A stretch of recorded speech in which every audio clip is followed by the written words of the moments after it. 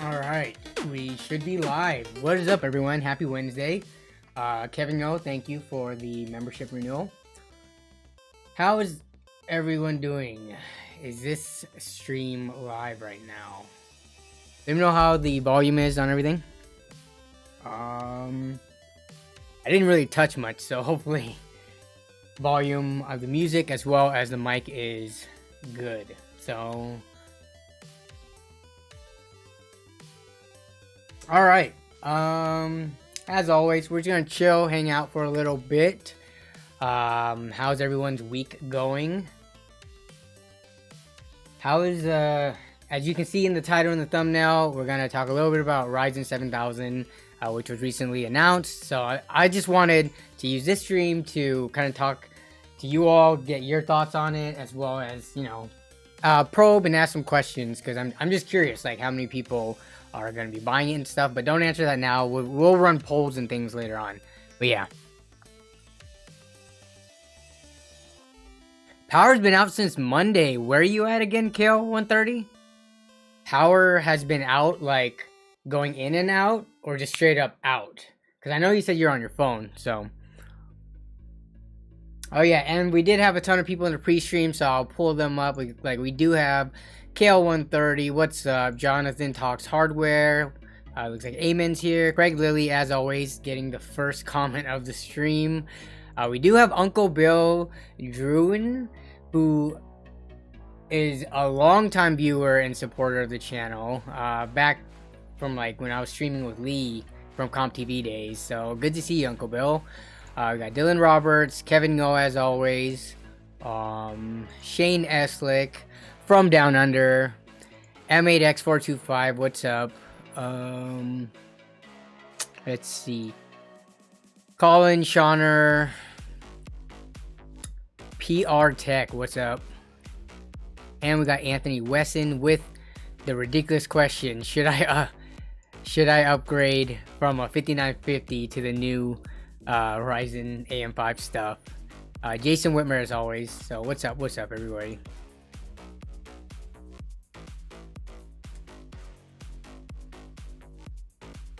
Jonathan Talks Hardware. You just sold your i3 10100F GTX 1070. Was that the build that we pulled up on stream last week? Didn't you have that for like 700? So you lowered the price and it moved? What's up, Kryptonic HD? Howdy. I gotta eat a little bit of chips on the side. Sorry about that. I typically don't eat on stream, but I'm starving. I had a small lunch and it's getting to be about dinner time, so I'm not gonna be able to eat for the next couple of hours.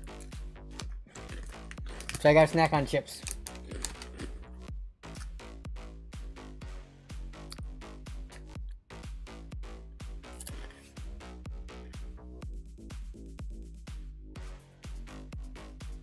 Why do you want an... Oh yeah, Chris. What's up, Chris?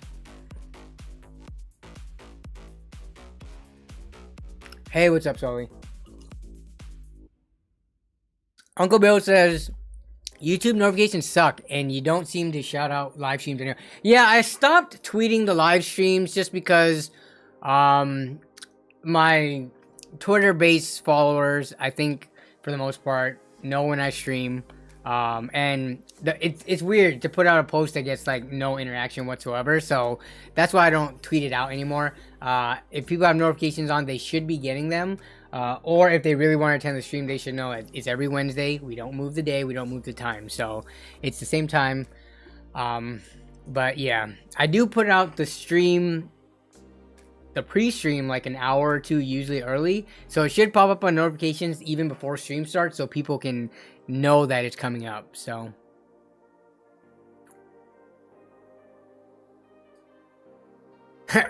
what's the other way, Chris, of saying oh yeah? Yeah, Greg does stream Minecraft and Twitch. I think he tweets that one out. I know about it because I've seen him post about it somewhere, but yeah.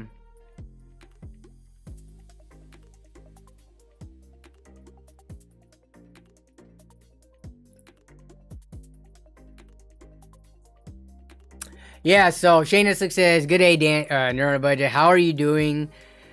Those spots on your face look annoying and itchy. So, interesting thing. I think I already said last week, I am trying to schedule an appointment, but again, the U.S. medical system, or maybe the hospitals are on me.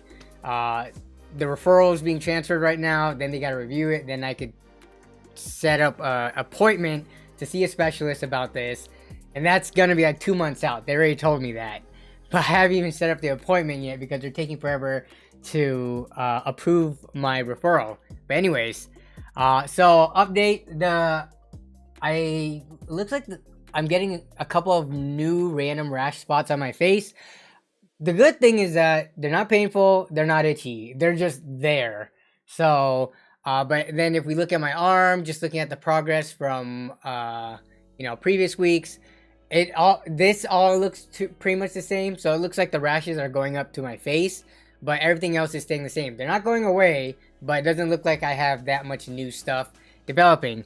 And it sucks because when I'm recording videos and stuff, I get all this stuff. I'm not gonna wear makeup, so it looks like there's something horribly wrong with me. Health wise, I'm actually feeling good now. Basically, I have all my energy back. I don't feel sick at all, no fevers. It's just these rashes on my body that and face that, I have no idea why they're here. But there's a little bit of bumps too, so you can feel it if you touch it. But no itchiness, no painful, no pussing of them, like if they were bites or something. So yeah. So that's what's going on with me in that regard.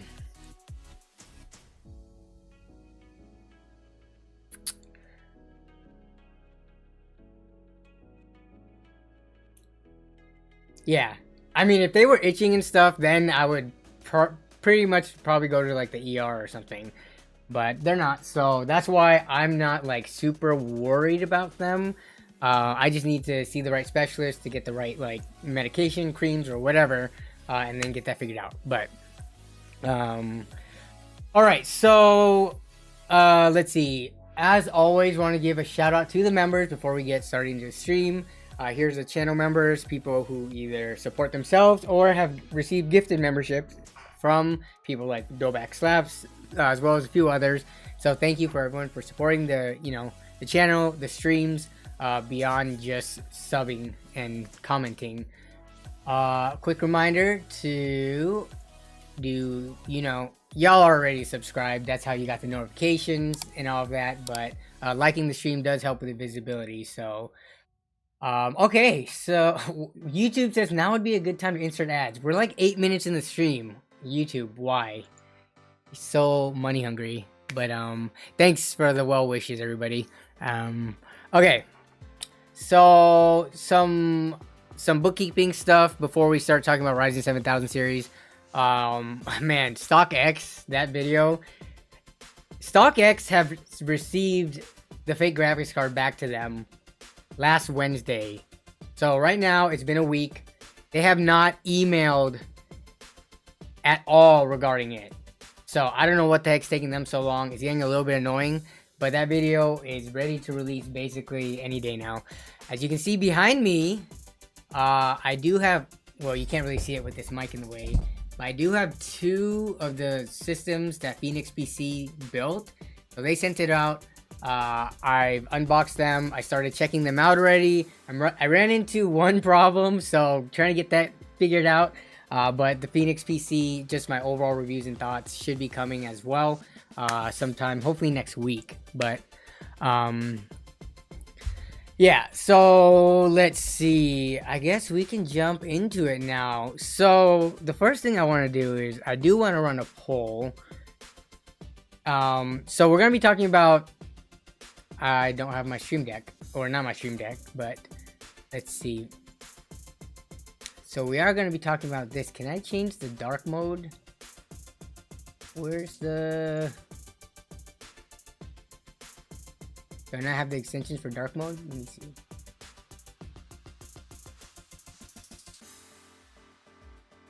Allow an incognito. Let's go. Okay. Okay, this is much better. Alright, so let's talk about AMD Ryzen 7000 AM5. So the first poll I want to run is, do you, come on, do you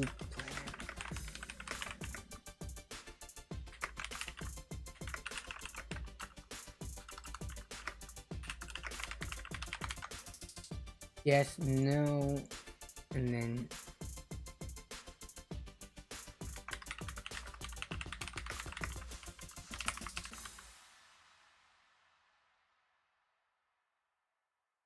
okay. So yeah, do you plan on picking up a Ryzen 7000 series processor? So if you know for sure you're gonna pick it up just because you're due for an upgrade, you know, you can answer yes or no, or if you don't know and it's really gonna depend on the reviews, then vote for that. But all right, looks like we got some votes coming in and nobody has said yes yet. Interesting. I would have imagined at least some people. Okay, there we go. We're starting to get some yeses now.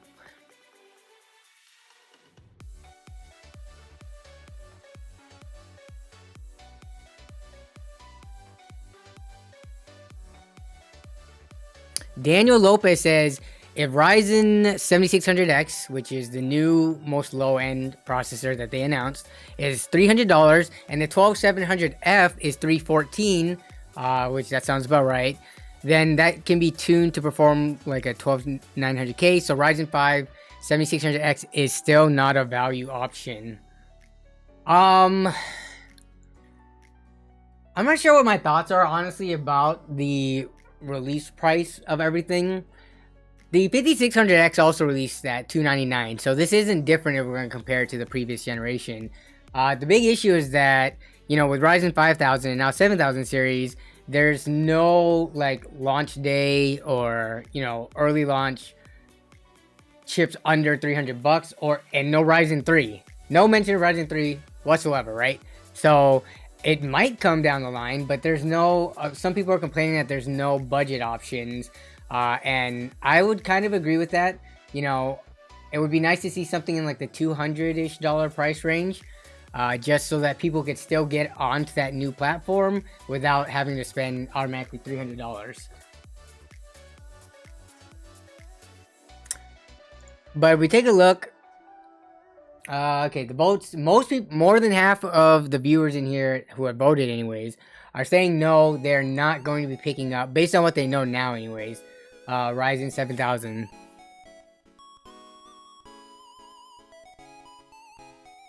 But let's take a look at, and I just have this Tom's Hardware article if you guys want to also see it or read more, because we're just going to browse through the main slides and the main talking points, which is going to be like price and some of the key specs.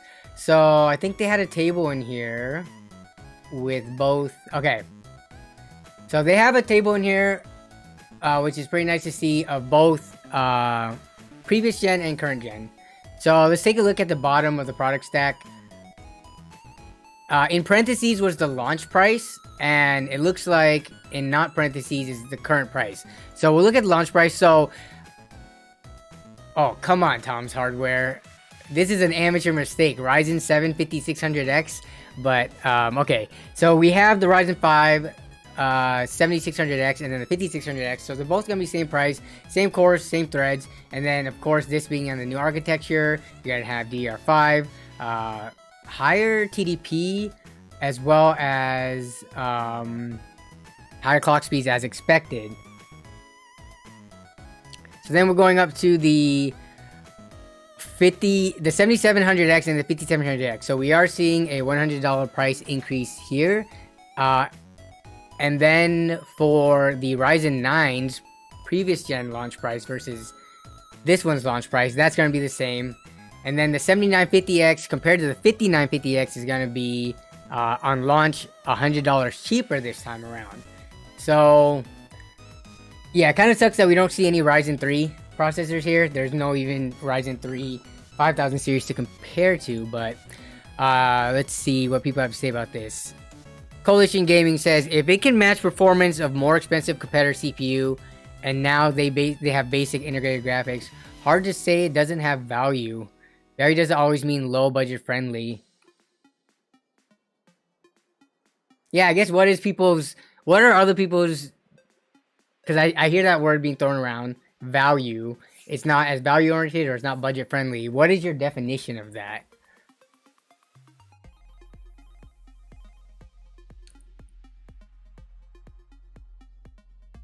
I mean, that's kind of the issue.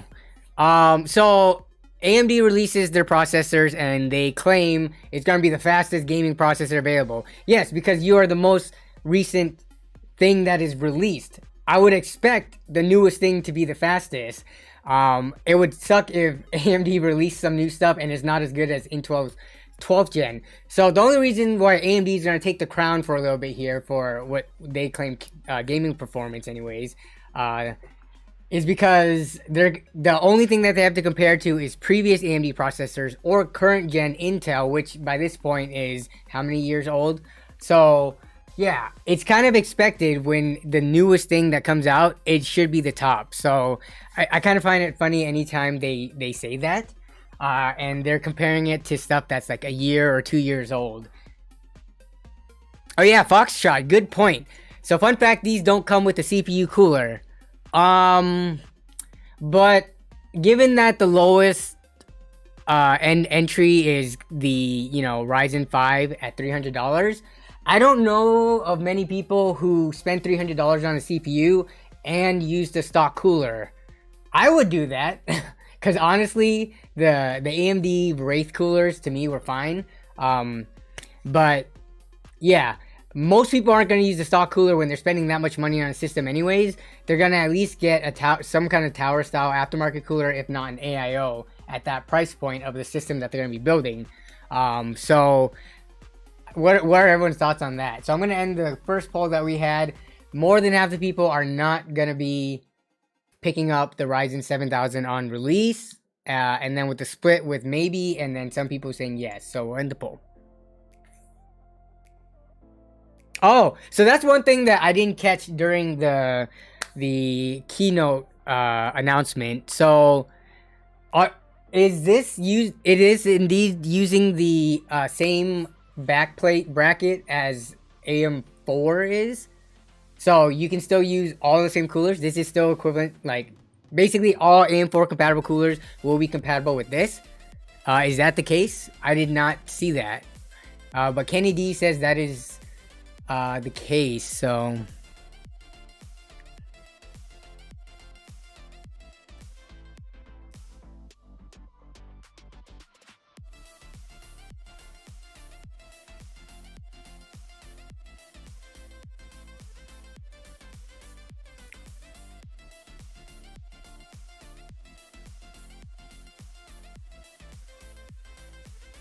Shane Nislik says, I view value and low budget friendly different. Value is performance to the dollar, so like price per dollar or price per frame performance, whereas low budget is just dollar amount. Okay, but how, I guess it's hard to say, how can you say there's no value when we are getting increase in performance at the same MSRP launch price, which I guess is expected, when you go to a new generation of products. But I guess you could look at the value, and we don't have enough information to do this yet. We would have to see more testing, but is value to you, can you keep a linear like performance increase while keeping the same price, or do you have to year after year squeeze out more performance while keeping the same price? Because I don't know if that's realistic to keep on expecting them to get more percentage gains per year for, like, let's say the entry-level Ryzen $300 process per generation.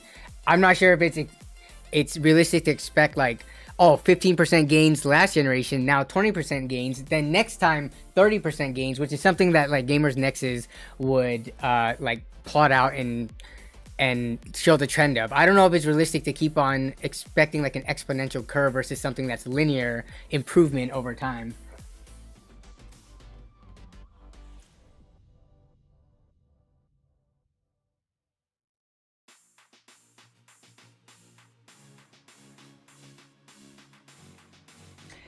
Coalition Gaming says, yeah, they're trying to keep compatibility with existing coolers on the market, so it would make sense the backplate be the same as well. Yeah, so if the screw spacing and everything is the same, that's going to be awesome. One thing that I've always personally hated, and this happened with LGA 1700, they moved it ever so slightly that, you had to have new backplates and like mounting hardware, because I just have a bunch of hardware sitting on the shelf, like old coolers and things like that. I hate it when I have to basically buy a brand new version of those existing coolers, or I have to hit up the company's website and then wait for either pay for it, or even if they ship it free, you gotta wait for the shipping when I'm ready to build a PC. So having the mounting hardware and all that be the same for the coolers, I think that's gonna be great. And yeah, if it doesn't come with the cooler, I have plenty of stock stealth coolers on hand, so that's not a problem for me anyways. But for new builders, not having a cooler in there, it's just gonna mean that they're forced to spend at least, you know, $20+ on an aftermarket one, as opposed to having the option to just use an included stock cooler. So yeah.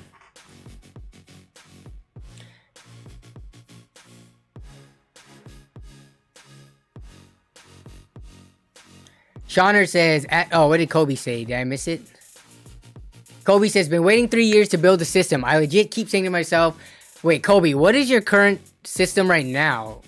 I'm just curious, because for you to keep on waiting, if you have something that's somewhat recent, then it's whatever. But if you're sitting on like a really old system, I mean, I guess you can wait till 7000 comes out, but you're saying, I legit keep saying to myself, wait for next gen. Now it is time for me to pull the trigger, but I don't know if there will be ITX mobiles on launch day. Well, you've waited 3 years. Waiting 3 years and like a few more months for ITX shouldn't be too big of an issue. But yeah, I've not heard or seen anything regarding ITX. Shauner did make a good point though, saying next gen is always around the corner. At some point, you just gotta pull the trigger, which right now is actually gonna be the ideal point, the ideal time to pull the trigger, is because it's not gonna get as, you know, any fresher than this, unless you do need to wait for the ITX motherboard. But let's see, yeah, no, let's see, are APUs ever going to be good enough for gaming, since new games always require more up-to-date hardware? APUs, I think, are always going to be able to keep up with modern day esports titles and give you a decent experience. Of course, APUs are never going to perform as good as, you know, they can only perform as good as like the entry-level graphics cards from previous gens. Like if you take a look at something like a GT 1030, that's something that they compare APU performance to a lot of times. But it's never gonna perform the same as like a mid-range to high-range, upper-tier card. It's just, it physically can't happen. You can't fit all of that into just the CPU, and then heat-wise, as well as just getting everything else in there. So, okay.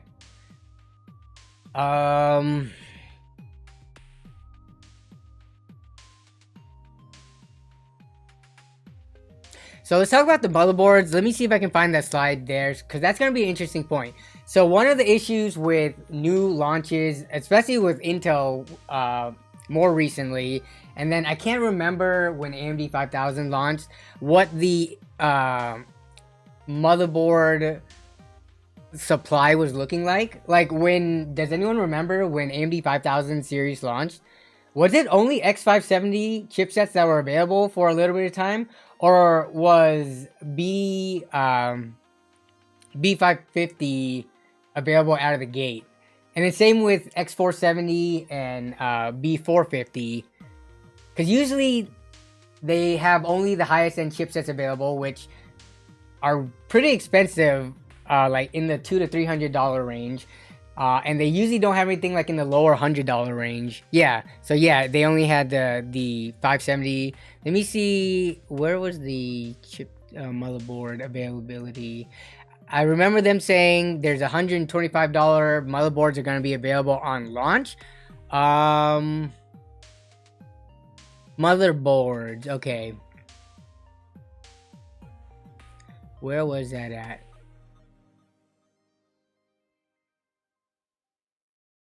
So here's the flagship AM5 motherboard. So these are like X670 stuff right here. It's gonna be pretty expensive. I typically don't like to buy those. Come on, where's the...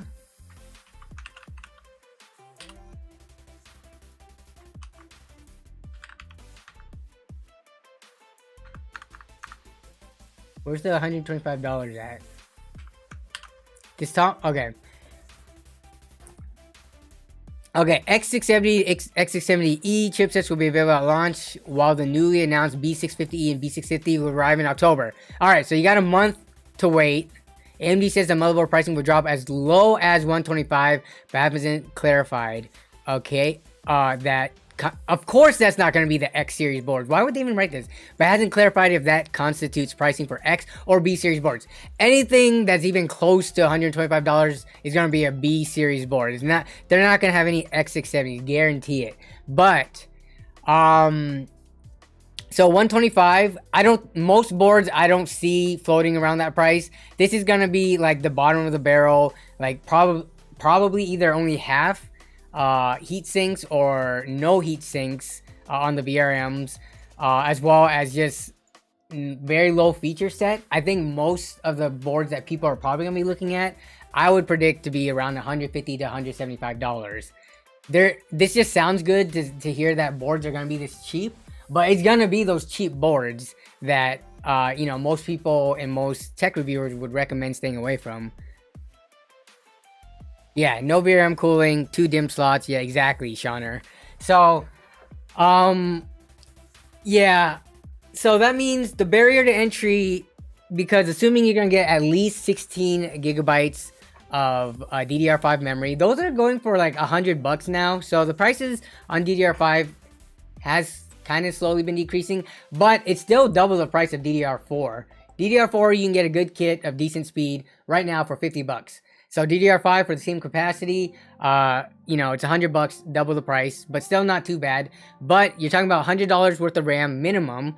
You're talking about at least a minimum 125 for the motherboard, and then you have a at least, you know, if you're going with Ryzen 5, $300 processor, you're looking at over $500 for a platform upgrade, or just $500 to start off your next budget build, and you have to fill the rest around. So when people say AMD is not budget friendly, it's because you're not going to be able to fit Ryzen 7000 series right now anyways, until they either drop in price or release Ryzen 3. But you're not going to be able to fit it in a like $1,000 build or less. This is more for people who, if they're building from scratch, they're looking at, you know, like maybe a $1,300 to $1,500 system at minimum to be able to fit these in with like a good pairing graphics card. So yeah, I can see why people say it's not budget oriented, but again, do people expect to be able to get the latest and greatest, like the most up-to-date, newly released hardware while working in the budget range?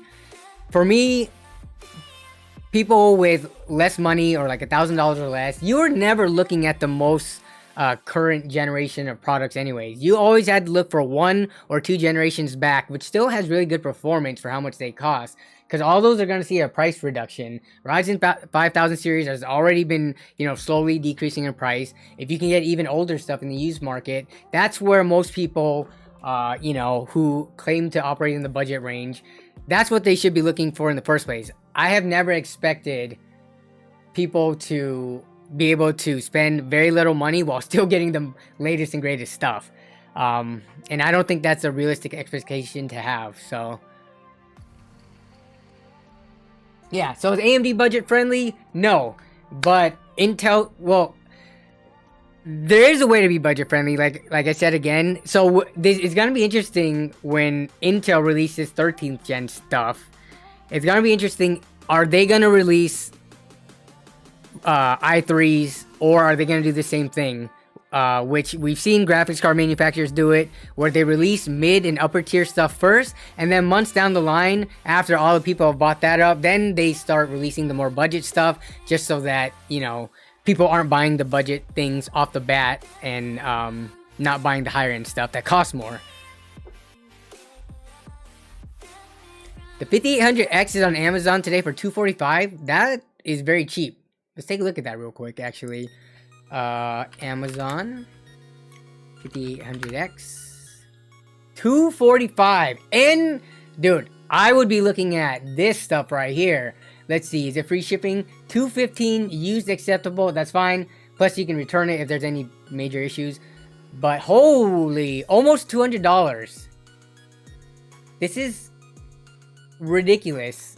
And there's another one too, used in good condition, free shipping and delivery, 216. This is wow. So yeah, if you've got less than $1,000, you're not bothering with Ryzen 7000. You're gonna go straight to Amazon, buy these ones, and you could definitely fit. You're cutting it close depending on the graphics card you chose. But this is crazy, the price reductions that we're seeing. Yeah, if you're someone who is very money conscious, do not get caught up in all the new release stuff. Even though that's what we're talking about on today's stream. Yeah, this 5800X is still going to last you several years, and the price is so good right now. I would get the 261 direct from Amazon. Yeah, so that one's the Amazon warehouse, right? Sold by Amazon warehouse versus Essence to Beauty. What the heck? What is this, like a makeup store? But yeah. Lance says, I'm ordering a 5800X on Friday. Yeah, definitely take... I haven't been following the price trends of this. I don't know if this is just like a temporary like price reduction, or if we're going to be seeing these for weeks to come. Like, I don't know if you should right now rush and grab this because it's such a good price right now, and if it will go up later, or if this is, you know, going to be the norm moving forward. It's hard to say. So what is Patrick McGovern saying? Used acceptable doesn't sound very compelling to me. Like, the pins are only slightly bent, lol. Yeah, that's a good point. So the good thing is Amazon is very good about the return policy. It's kind of like a gamble, right? At least you can get your money back, worst case scenario. But for me, used acceptable, what I'm assuming is maybe it doesn't come with the cooler, maybe the box is dented, maybe it doesn't have all the paperwork that generally comes with it that nobody cares about anyways, or the cooler, thermal paste is used, something like that. But yeah, if you check it out and the pins are bent, I wouldn't even bother trying to bend it back. I would return it, because once metal gets bent one way and you bend it back, just the strength of it is already compromised. The more you bend metal back and forth, eventually it's gonna snap. So I wouldn't even deal with the bent pin anyways. But yeah, crazy good price on this. Kind of ridiculous. At this price, yeah, it's kind of hard to go Intel when this is this cheap. Plus the motherboards on AMD sides are slightly cheaper too. So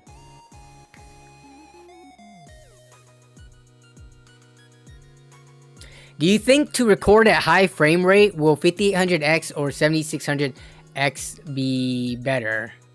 You mean like to be able to stream and record and play at high frame rates? Or are you talking about like trying to record 144 FPS or hertz?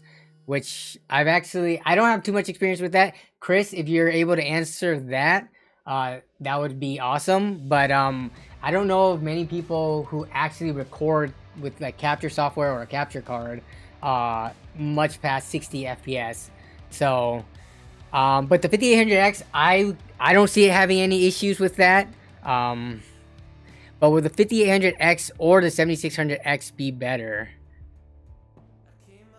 I would think the 5800X. I don't know what you're trying to get here. Are you trying to play at a higher frame rate or to be able to record at a higher frame rate? The 7600X is going to have higher performance because it's higher IPC, newer generation. Just for gameplay itself, it's going to be better than the 5800X. So Kobe, you're saying 360 FPS. So I don't think you're trying to actually record something in 360 FPS. You're just trying to record while also playing at 360 FPS. Yeah, to push crazy high FPS like that, especially on a lot of titles, I'm thinking 7600X will be better than the 5800X. But again, it comes at a higher cost.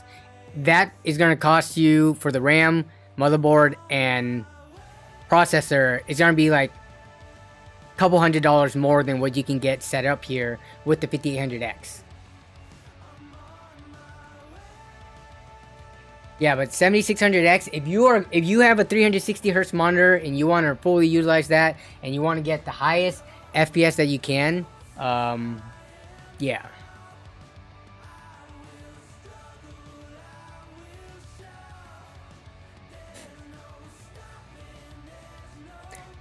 How much is the 56? I have a build coming up, I think, with the 5600 in it. It's gonna be a $1,000 build. It's gonna be similar to what we built on stream not too long ago, but 56. Yeah, see, like, why would you even buy a 5600X right now? You're either spending 170 here or 190 if you want a brand new.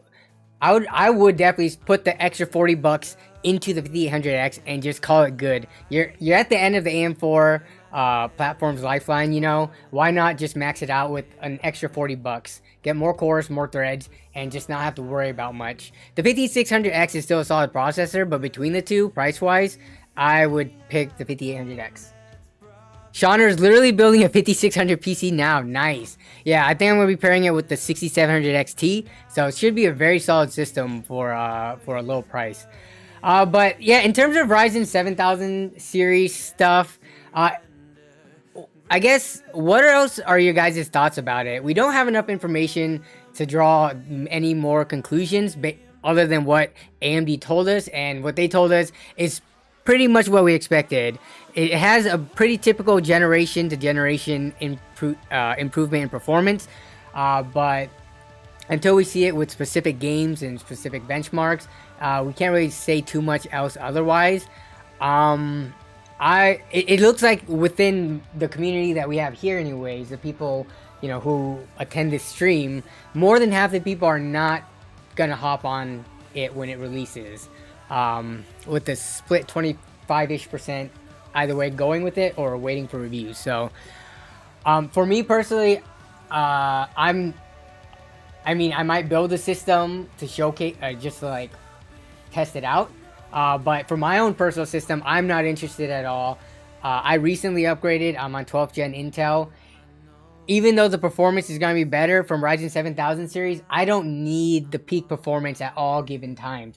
I'm okay with sitting on a platform for like 2 to 3 years, as long as it doesn't, you know, inhibit my needs of gaming and then running the stream and things like that. I don't need totally brand new hardware. So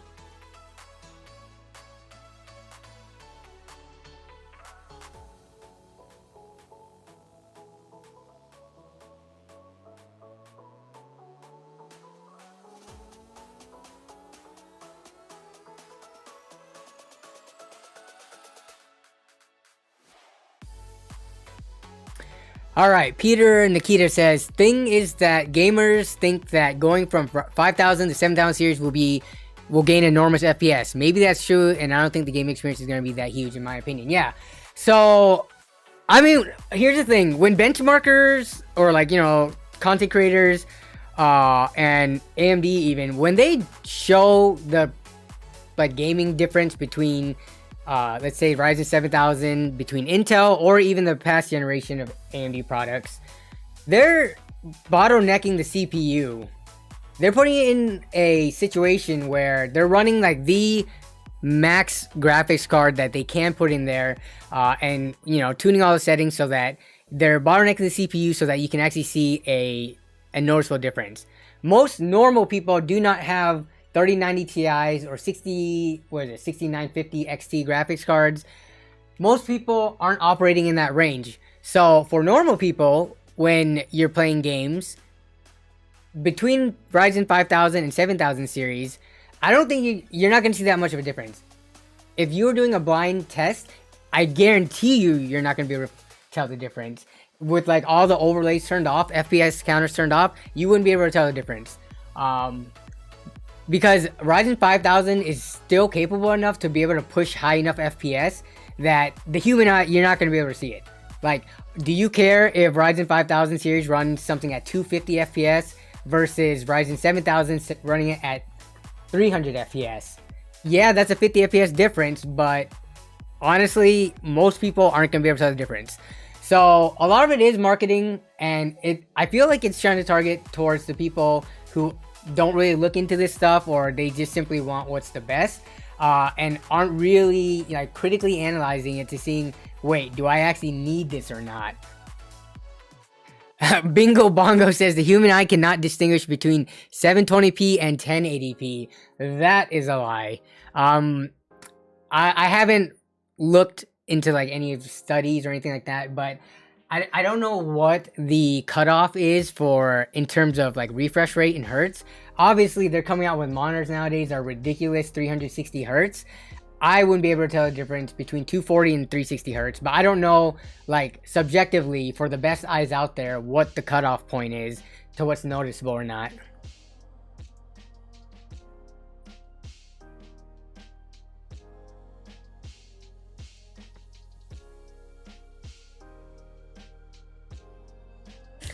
The free couch, that's funny. I think when I priced it out, it was around $982, doing a 5600 and 6700 XT, the build that I'm doing, before tax and shipping.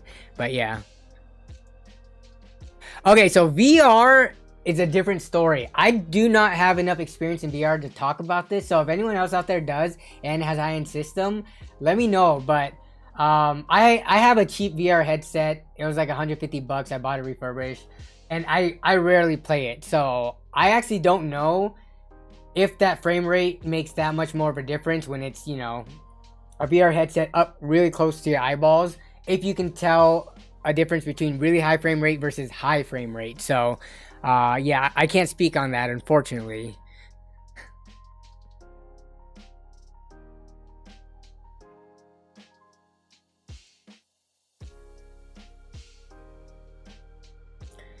Star 5328. I find it strange that AMD doesn't launch budget chips anymore.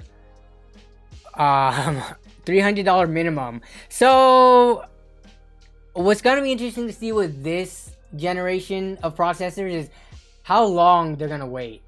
So AMD, you know, recently released the Ryzen 4100 and some other weird SKUs of products that were below $300, more like closer to the $150 to $200 price range, but they waited so long to do that.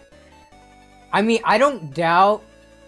We didn't have any Ryzen 3 5000 series, did we? Officially. Let me see. So yeah, there was no 5100, no 5300. There's the 5300G and the 5300U, which were these just mobile or what? No, this is desktop. Yeah, this is OEM only. So we technically can't even count this if normal everyday people can't buy it. So they did have a 5th generation Ryzen 3. I think there'd be something seriously wrong with them if they don't eventually release like a 7100 or 7300. How come the IHS looks like that on the 7000 series? Honestly, I don't know. I saw a video from Dr. Ian Cuttress. This IHS is very thick. It is very beefy in terms of how much material is here. I don't know if it's for a cooling performance. I didn't catch it during the keynote. I was tuning in and out, and I had it running in the background. I didn't see or hear why they went to this IHS design as opposed to completely covering it up. It does look like on the substrate, there are components that are pushing like beyond, because you know, there's like this lip, right? Let me see if I can zoom in. So there's like this lip that goes around that has the seal to the substrate. But you see how there's stuff going on here? Maybe they couldn't fit it all under the IHS and it just needed to be exposed. So I'm not. Did they talk about that?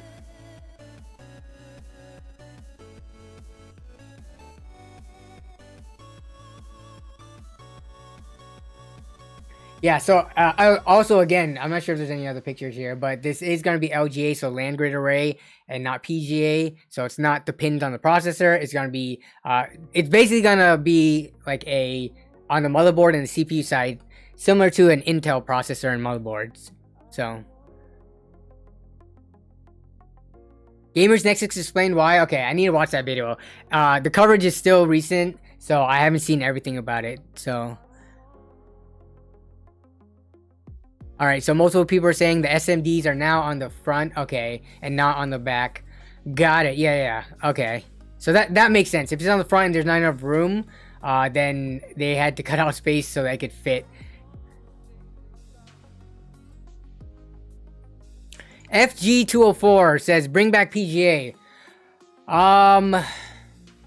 I mean, honestly, I don't have strong opinions.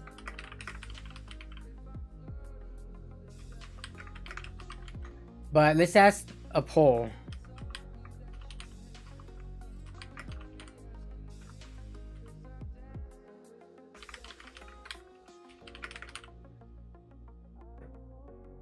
So there's benefits to either side. So do you the most like delicate part for a PGA is gonna be the CPU, and then for LGA is gonna be the motherboard. So if you were to accidentally drop something or damage something, would you rather it be the motherboard being damaged, or would you rather it be the processor being damaged? And I guess in terms of if you do have bent pins, it is a little bit easier to straighten pins on a CPU than it is on a motherboard. Because when it's on the motherboard, like holy crap, it's like kind of slanted at an angle with all the little pin blades. Yeah, I would personally be more comfortable trying to straighten a pin on a processor than on a motherboard, but they each have their own benefits. So looks like people are either skewing towards land grid array, or doesn't matter to them in terms of the pin type for the CPU. DJ says, I'd rather the processor be damaged. It's easier to return. That's a good point. Shipping it back because it's a smaller box is going to be easier. As well as you don't have to disconnect your entire system. You can just pop out the CPU and return that. Whereas if you have a system and somehow, you know, you're doing something with it and you damage the motherboard, you gotta unplug everything, like the power supply, which would be annoying, your like NVMe SSD, as well as your graphics card and all of that. And taking out a motherboard out of a case with all the screws and stuff, the standoffs, yeah, that is a little bit more annoying. So that's a very good point, actually.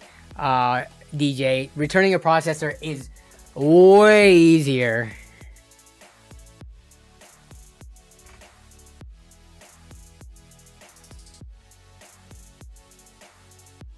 How many cores and threads is the 7950X? So that's gonna be 16 cores. Actually, wait.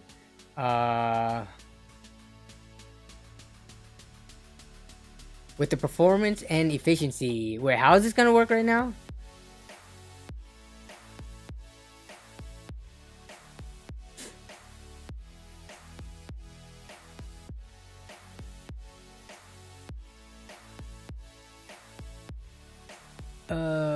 Let's see. So let me look more into this.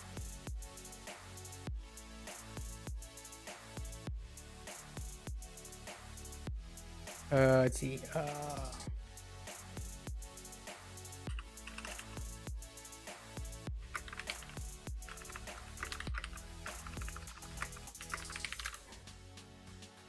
Oops. What am I doing? 7950X. Okay, 16 core, 32 thread. What's this P&E though that they have on this? Is this not the... Oh, crap. Yeah, is this not the performance and efficiency cores?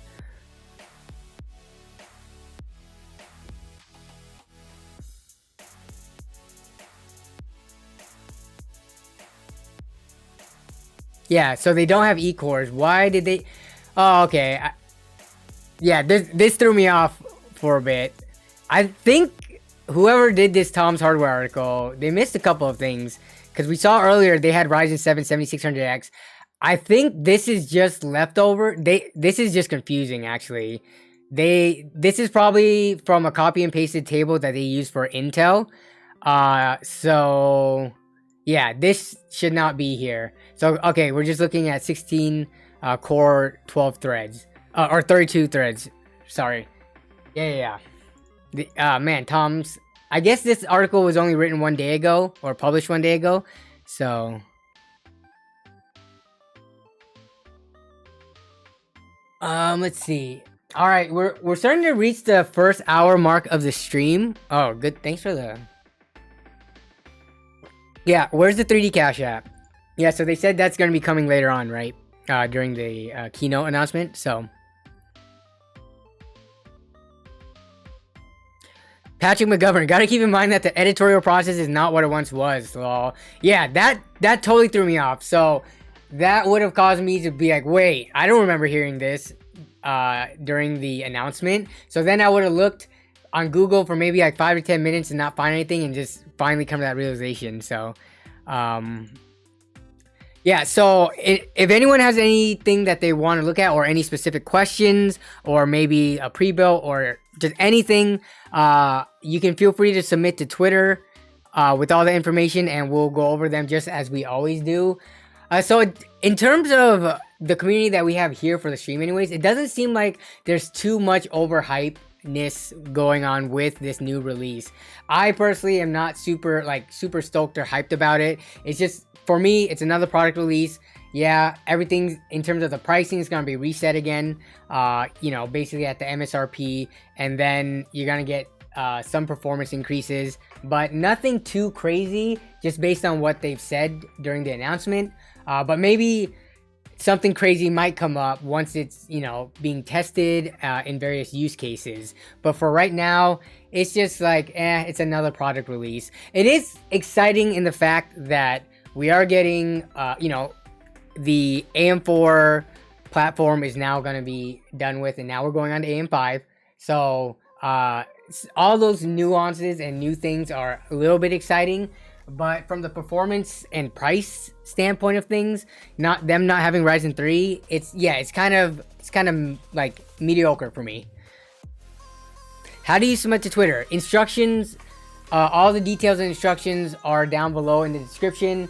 It'll have my @ that you tag me at, and then you just submit it that way. So check in the description if you do want to submit something for me to take a look at, or if you have any specific questions to Twitter. But let's see.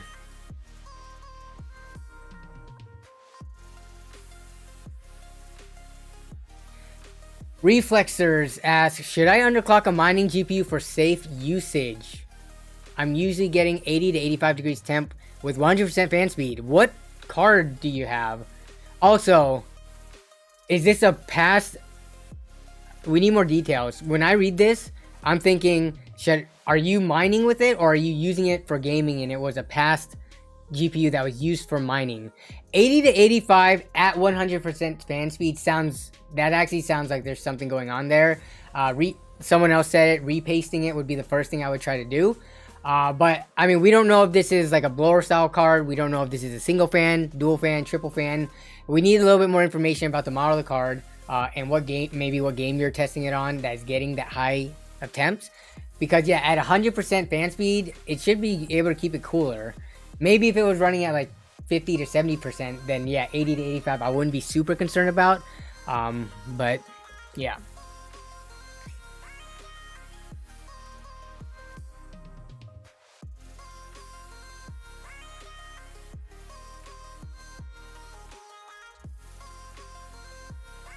Yeah, Chris brings up another good point too.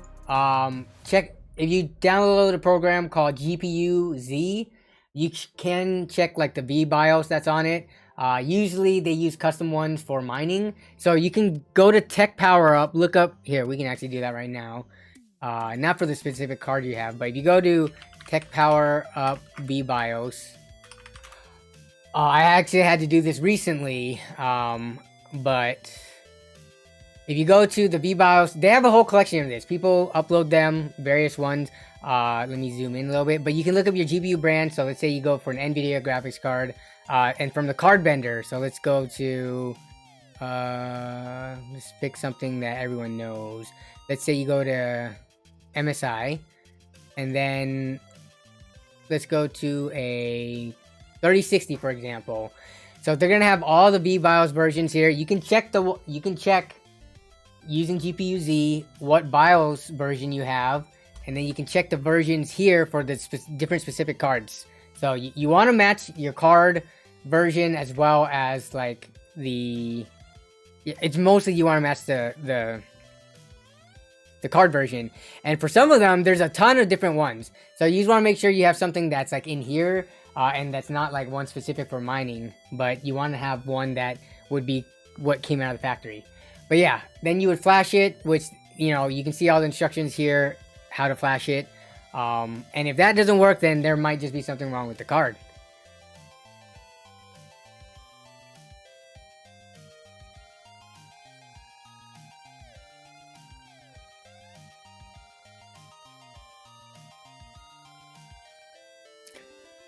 Oh yeah, and then check case airflow. I would assume that...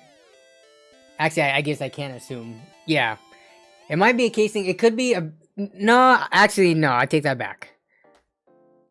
To be running at 100% fan speed and to see that temps that high, I don't know if I would think that's like a very much a case issue. You could try to take the panel off and mean the front off, but I think there's something else going on here. Case airflow would be... What I wouldn't think that would be one of the top priority issues. Star5328 says if they had the Ryzen 50, well, the 5300X would not launch at $100. It would sell like hotcakes. I agree with you, but it would have to be like a 5100. Usually, it's the 5100 or like the 100 series that goes for around 99. When it gets to like the 50, what was it? The 3300X. Those were like what, 130 bucks MSRP, but they actually went for more because they were so rare and scarce. So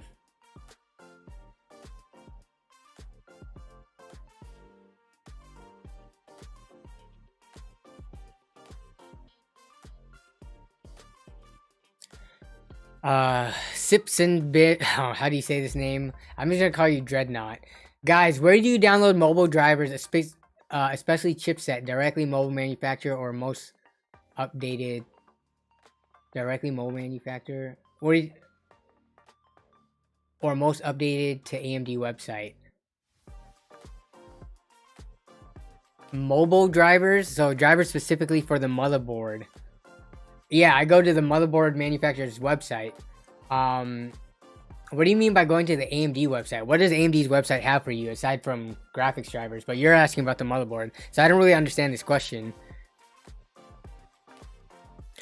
PGrow420 says, hell yes, I'm getting 7950.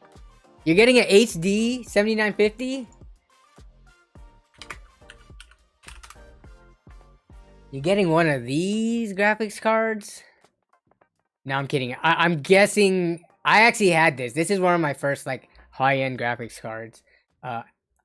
It's one of the first ones. It was my second one. My first one was the GTX 280. But, you're not talking about this, right? You're talking about the... I'm guessing... the 7950X. Nice. If you are, congrats. Glad you can afford a $700 processor on release.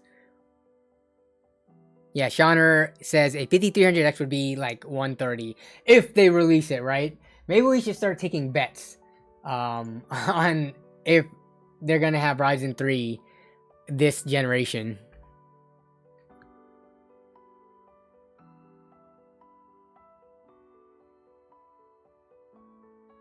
Sipan Sabab says, I see you can download chipset drivers in AMD's website besides GPU drivers. Well, this is interesting. I've never done that. So let's take a look. Has anyone done this before? So AMD chipset drivers. But is it gonna be per motherboard or chipset driver release? Okay, so we got... So if we go to driver and support, you're saying next to... So I'm on AMD's official website right now. Let me see if I can change this. Yeah, we'll add that to the blacklist. So if I go to driver, so AMD's website, driver and support, right here. You're saying next to the graphics drivers, there should be driver updates for Radeon series graphics and Ryzen chipsets. Okay, so let's see. Chipsets right here. Yep. So I'm seeing it. And if I were to grab something, AMD socket 4, so, okay. B550, submit.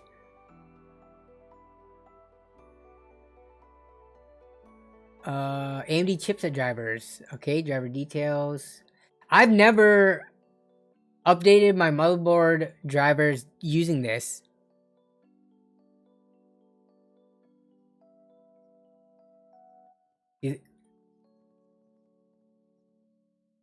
X570, B450.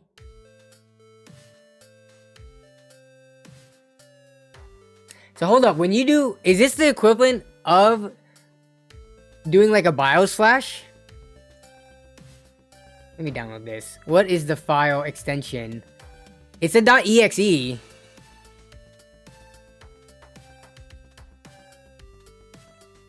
Hey, what's up, Buddhafish? Thanks for stopping by the stream.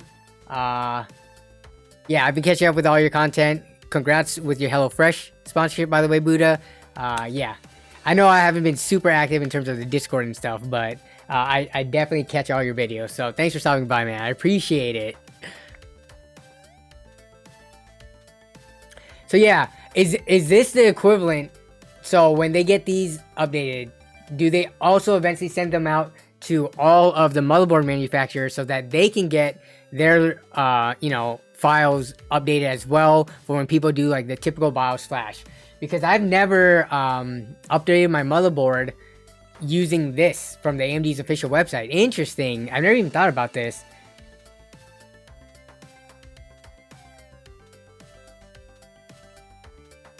Yeah, I would normally go to, let's just say, B550 motherboard. Let's just go to like ASRock's website. So we go to this, the Phantom Gaming 4. I would go to support, BIOS, and then I would grab it from here. So that's what I would normally do. But that's a poll we're gonna run because I'm actually very curious.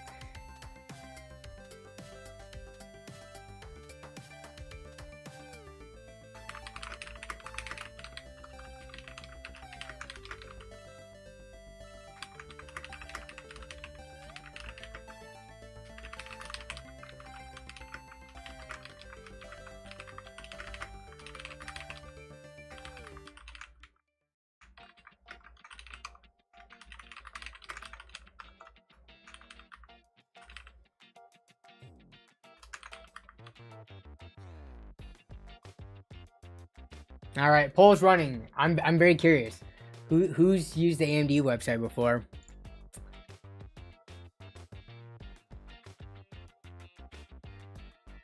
Oh, it's not the same as the BIOS update though. So, maybe I need to just do this with one of the systems that I have.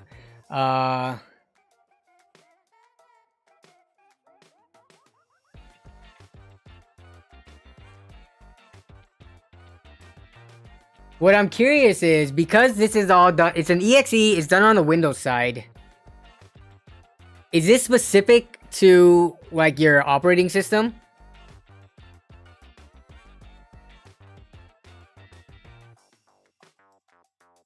Kenny D says, I've always updated both my chipset and the BIOS.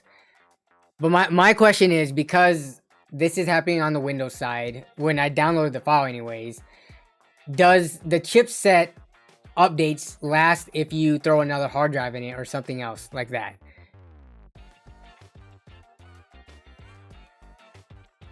Yeah, I've never run into any issues where I've had to even look into updating the chipset specifically, but yeah, I definitely need to check this out. Let me open this real quick. Oh, well, obviously I can't do that now because I have an Intel system, but oh, so these are just, okay, so these are OS drivers. Got it. Charles says, when's the next LAN party? The next LAN party is not until like February. So, okay, these are drivers for the OS specifically. So, okay. Yeah, this is something I honestly have never even like bothered to do, because I've never run into any issues that required it, where, you know, if you go down the troubleshooting route and then you find different solutions pointing towards something like this. But let's see.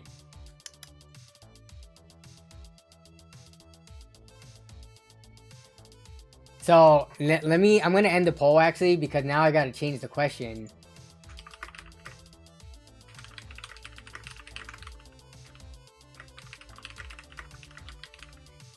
I think you can get most of those too. Yeah, so this it's kind of hard now that we're talking about this more, and I'm glad this came up.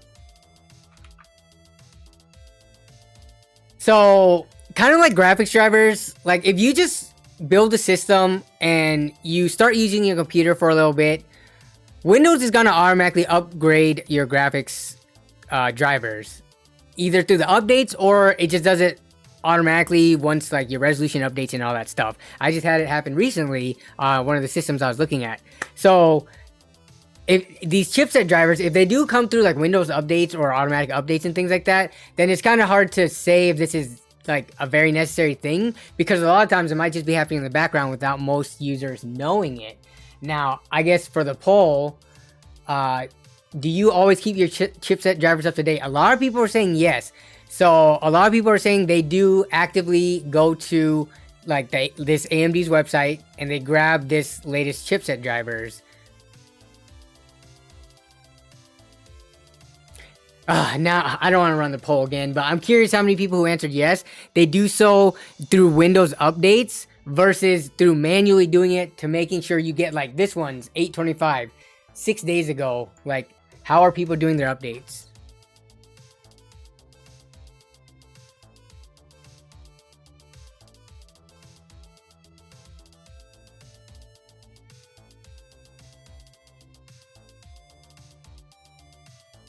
Okay, so we do have people who are manually doing our AMD's websites as opposed... Yeah, because a lot of times when you're getting stuff through Windows automatic, like Windows updates, they're not giving you like the latest versions, because those probably take a while to get set up and pushed out.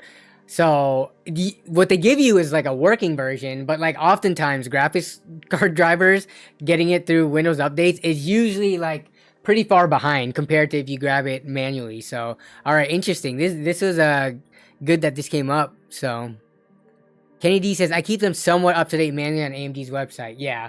So, okay, very interesting. I'm kind of surprised to hear that more people than not do keep it up to date. We're getting 60% of people saying yes, but again, we don't know how many of those are just automatically or manually searching for it like this.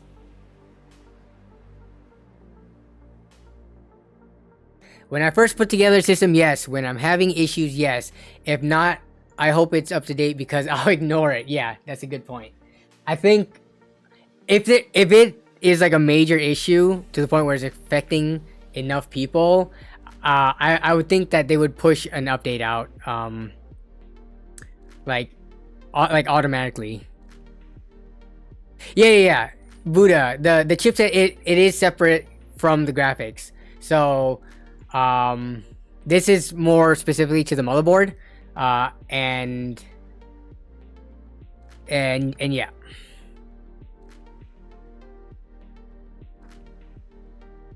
The chipset's related to the motherboard and the processor, so we're not talking about graphics drivers here. Don't worry about it though. If there's nothing wrong with your system, do not worry about it. It's fine.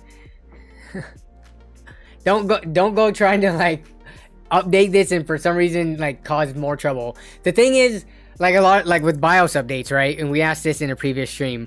Do you update your BIOS? Most people said only if there's like an issue or an update that they want. But for the most part, a lot of these things are, if it isn't broken, don't try to fix it, because when you try to update or fix it, if anything goes wrong, you could be causing more heartache and troubles for yourself. So yeah, like what Windows gives you in the updates usually are going to be fine. Only try to go toward, like, you know, look for solutions if there's a problem to begin with. So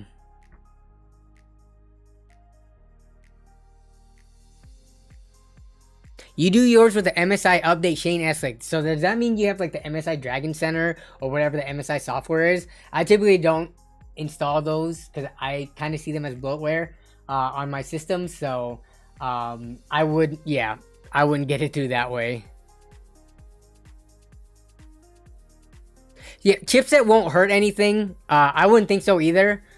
But what's the point of updating it if it's not going to make that big of a difference? So you definitely, what you would have to do is check these release notes. And then like for this one, let's see, some Windows support updated. Sometimes custom install fails to upgrade to the latest drivers. Text alignment issues may be seen on Russian language. So, oh wait. So change details here. So this is going to be stuff that most people are not going to understand what the heck they're looking at. But most of this stuff, if we see, there's going to be like no change, no change, no change. More flexible power slider setting in the processor power management. Okay, so someone brought up power management earlier. So yeah, a lot of these things doesn't support with display behind Thunderbolt USB 4 docks and a few bug fixes. So you would want to definitely read through this before updating it if you're worried about, you know, potentially having issues. So yeah.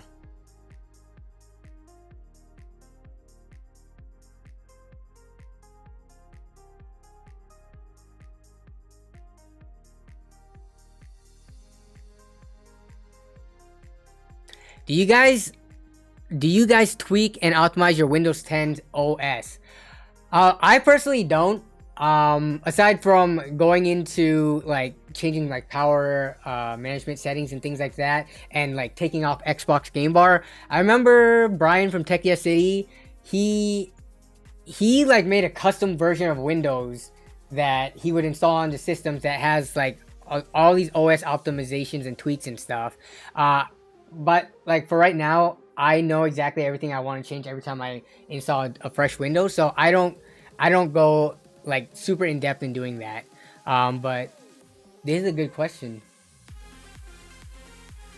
Yeah, I make sure Windows 10 does what I want and not what it wants. Yeah, so like when I first install it, I make sure to turn off all the like location sharing or all the privacy data stuff. But other than that, I don't do a ton of tweaking. Like some people go crazy with it for like just suboptimal games.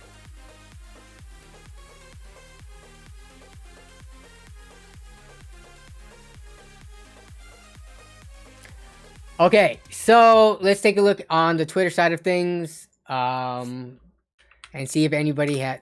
Oops, what am I doing? I already have a Twitter tab open. I don't think there's that. Yep. So awesome. It looks like we don't have a ton of questions, which they actually usually take a really long time to answer. So for now, we can just hang out and just keep talking. Or if anyone has anything in the chat that they want to bring up. I try to prioritize Twitter in terms of if people have questions or things they want to bring up, just because it's easier to start a queue. But if there's no queue, then we can use the stream chat just for this. So anything else you guys want to talk about?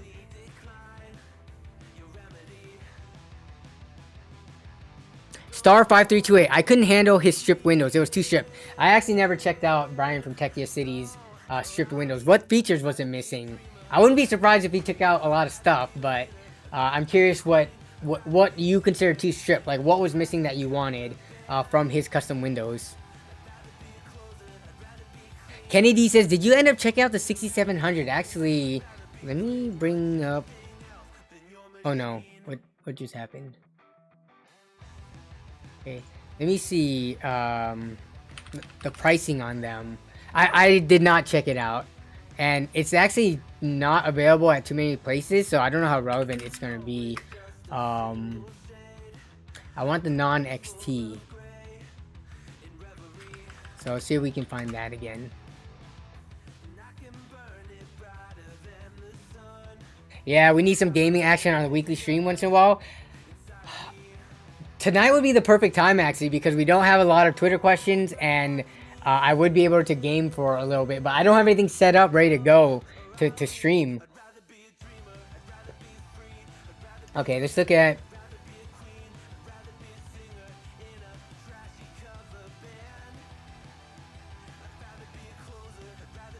Wow, 6700 XTs for $400? It kind of quickly goes up, but I thought they were for the most part floating around like 450, but wow. We got 425, 435, plenty under 450, and like this one has a rebate to bring it down to 420. So yeah, definitely building these with the sub $1,000 systems is very possible. But the cheapest one looks like this Gigabyte Eagle one, $400. Ooh, the seller though, would you? Wow, is this a scam? It's looking like a scam.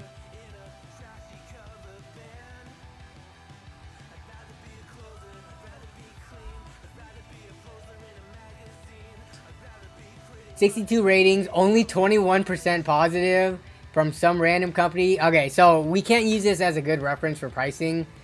This is, I would say it's obviously a fake. So, dang. Oh, what the heck? I gotta pull that back up. I actually closed the tab in an incognito mode. You cannot bring it back. No buy, no buy. Yeah, so that's not a good one. Wait a minute. I just noticed all these are from the same seller. No one PC. So someone, wait, this one has, so this one's sold and shipped by Newegg. Okay, so maybe I jumped the gun there a little bit. All these very cheap ones are from this No One PC store, which looks very sketch. The cheapest one is gonna be this 421 after rebate, sold by Newegg. So at least that's good. So you gotta pay $440 up front. You got a $20 rebate for them, which I believe you can do online. You might not have to mail anything. Read the fine print. But yeah, $440 for this card. Very good performance, even with the new stuff coming out. I mean, honestly, the new stuff's gonna be priced higher, not available, and there's still a little bit of ways out. So if you need to build like right now, this is probably gonna be one of the best price performance cards. But if you compare it to the 6700, which when we looked at the performance a few weeks back, we looked at some side-by-side benchmarks. The 6700 was looking a lot closer to a 6600 XT, but for 360 bucks, the 6700 doesn't look that bad.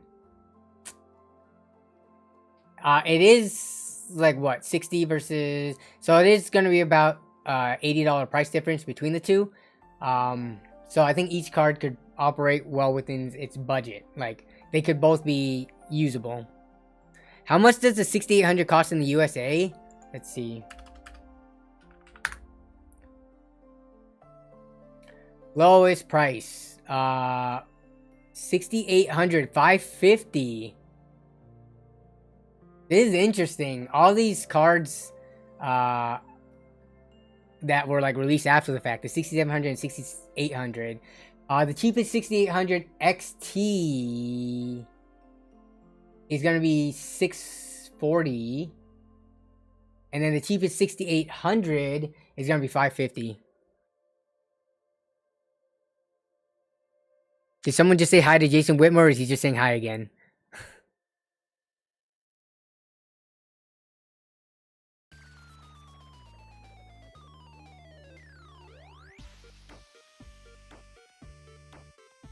Kenny D asks, what is my favorite case form factor? Oh, that's a good poll for everyone, not just me. So my favorite form factor personally is going to be micro ATX.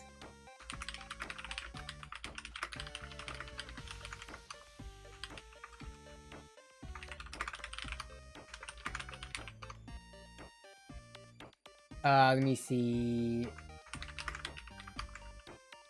Okay, so these are the main ones.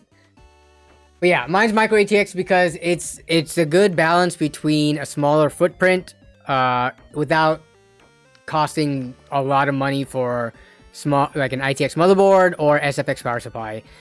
Those things just have premiums on them that are just not friendly to budget builders. And micro ATX motherboards actually usually cost less than full ATX ones because they're smaller and sometimes have a little bit less features. But for the most part, yeah, micro ATX, you can get some cases pretty close to ITX size without the ITX premium. So I personally have an ITX case, but in general, like,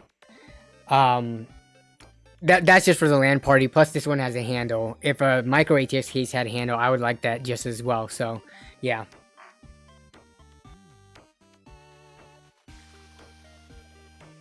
Yeah, gotta have the handles, so.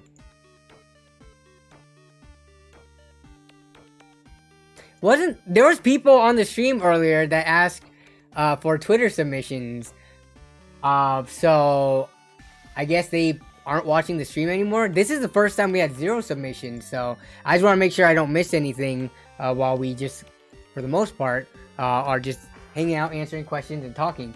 So in terms of people's cases so far, wait, people like full towers? Full versus mid versus micro versus ITX. You know how big full towers are?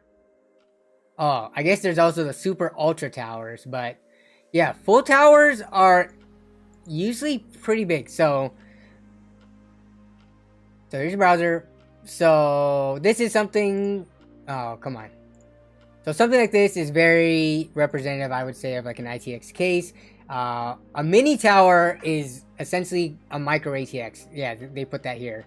And then here's your mid tower. So people like full towers, we're just gonna ignore the super ultra towers. I don't know, unless you have like a server setup that you need that has like tons of hard drives. Even if you do a dual PC, you can fit dual PCs in a full tower. I don't know. You're trying to get like a bigger E-pin or something like that. Is this similar to people who drive big trucks? Like huge, ridiculous big trucks? Like, why?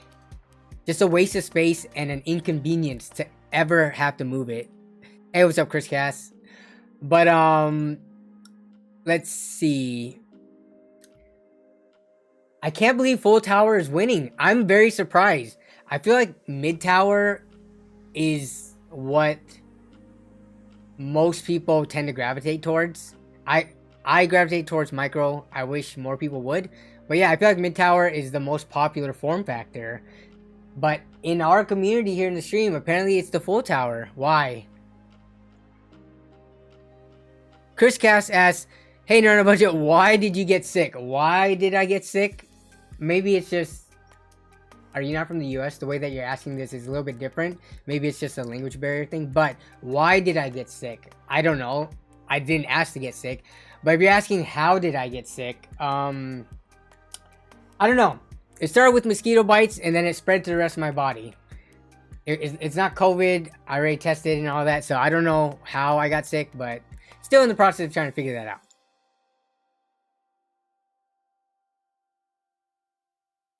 Yeah, Shauner, I agree with you. Who wants full towers? Ew. Like, even if you keep your computer, like, stationary and you, like, don't move it, because that's, you know, that's one of the benefits of a smaller case or tower. If you move it around, you're not carrying this big, overweight, oversized thing. But even if you do keep it, like, in the same spot and never ever move it, even to dust and stuff, you just dust it in place. A full tower takes up so much either desk space or floor space. So the volume it takes and how much the footprint is just too much for me. But alright, the mid tower is catching up with regards to the votes. Mid tower is now tied with full tower. I still think that's very surprising. Yeah. Micro ATX and ITX of course is losing. But alright, mid tower is finally taking over in terms of the poll votes. It just beat the full tower now. So that's what I like to see. No way full tower should have been winning. So.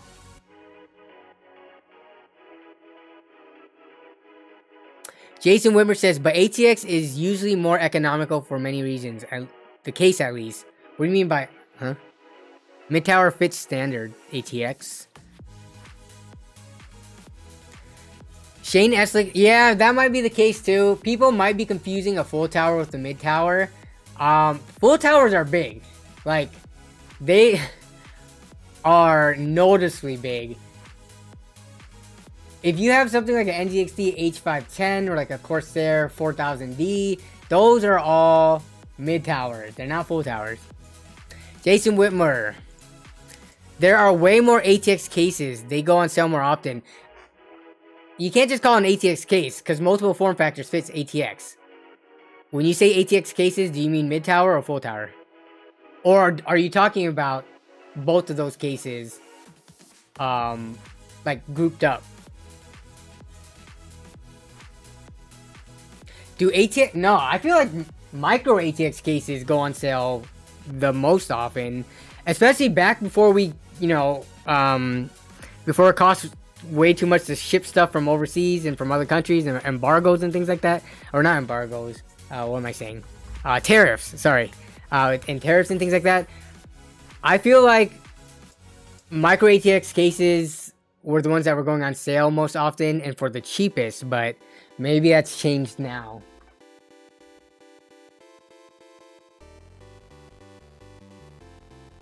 Citrus, my school's esports team. Is this a college or is this a high school? Has PCs with i9 11900Ks and 3060s. That seems like a weird balance, but maybe they use those systems for other things too. There could be a reason for why they have such an imbalance of CPU and the graphics card, but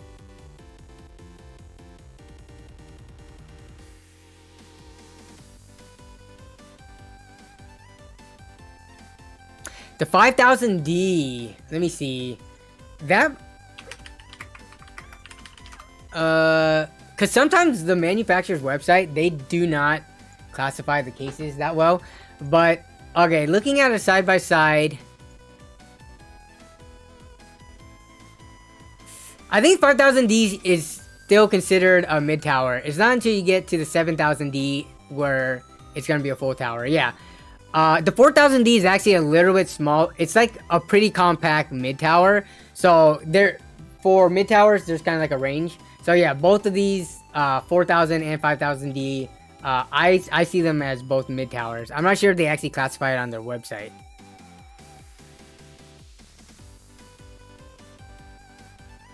Let's see if I can find it on here. Yeah, so okay, they do classify the 5000D as a mid tower. So they have it on here.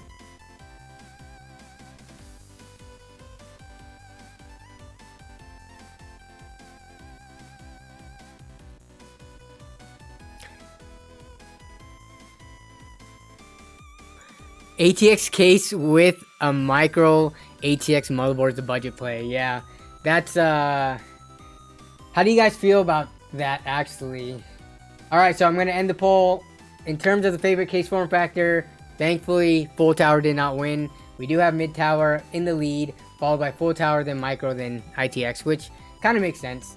Alright, next poll.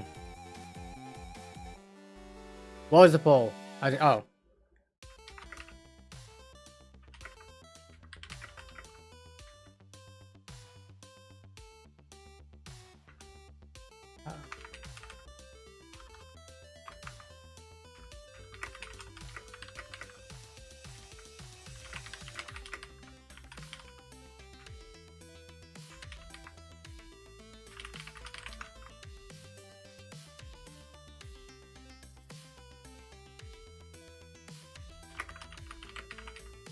Okay, I gotta make sure I answer or ask this right. So does it bother you if, come on, where is it? Yeah, okay. Does it bother you if a PC build has a mid-tower case but a micro ATX motherboard? So we've seen this before where you get that gap at the bottom, right? Because the micro ATX board is shorter, it doesn't fill up the whole space where the motherboard tray is in something like a mid-tower. So sometimes either companies or people do this to save money. They can find a cheap mid tower, but a motherboard that's an ATX form factor might cost 20 to 30 bucks more than its micro ATX equivalent. So they just choose the cheaper micro ATX board, stick it in there, and you kind of get this gap at the bottom. The system that I'm actually taking a look at right here has that. It's a mid tower with a micro ATX motherboard in it. So yeah, so when that happens, because the cables, when they come out of the power supply shroud, you have them running for a longer length until they hit the motherboard. So then you just see like cables running vertically in the case. Other than that though, that in like the gap at the bottom just looking kind of unfilled, there's no like performance issues really with it. It is all aesthetics. Shauner says, I have done it. Sometimes you can pull it off. Some good cable management to make it look good though. Okay, yeah, so hey, thanks for joining the channel membership. Sushi Yeah 527. I appreciate that. But yeah, so you can do it. The cleanest way that I found, and some people don't like doing this, is you run the cables that go to like USB HD audio and then the front panel like headers, the power button and such. You run that behind the motherboard and then you run it straight up. So you go underneath the motherboard, between the motherboard tray. That way you can hide as much of the cables as possible. You still get the gap at the bottom, but at least cable wise it looks cleaner. Some people don't like going behind the motherboards because of all the solder joints and stuff. They're very pokey and it could theoretically damage the cables. I've never had that happen. I've done that before. But yeah, that's their thought process behind it. But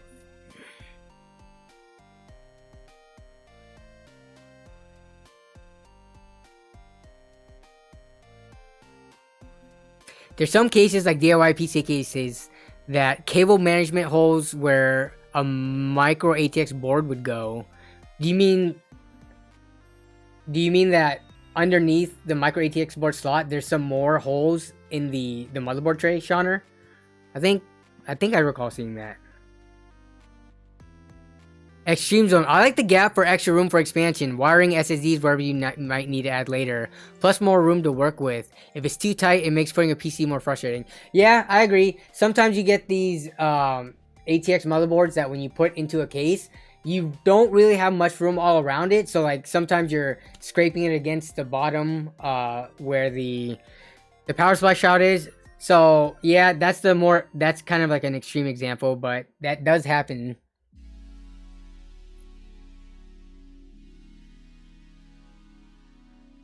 Yeah, for the most part, most motherboards that I've used, the USB 3 header goes closer to the 24 pin and like on the side.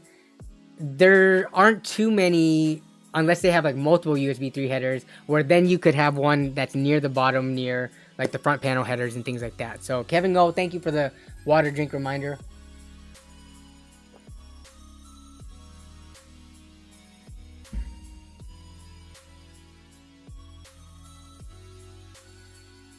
Poll so far, it is pretty close though. We're almost 50-50 between the yes and no if people are bothered by PC builds that have micro ATX boards and having a gap at the bottom. So it looks like some people really care about aesthetics, about half of you all, and then the other half doesn't. Patrick McGovern says, I don't know how you can drink just plain water. Patrick McGovern, what is your drink of choice? Water is just, well, one, it's free and cheap. And it's good for you, kind of. Drinking too much, you could die, but compared to any other drinks, aside from like tea, I don't know of any other drinks that's actually good for you that you can drink a lot of without worrying. So, I agree with you. Plain water doesn't taste that good, but because I still have like dry throat right now with whatever is going on with me, I do need to keep hydrated. But yeah.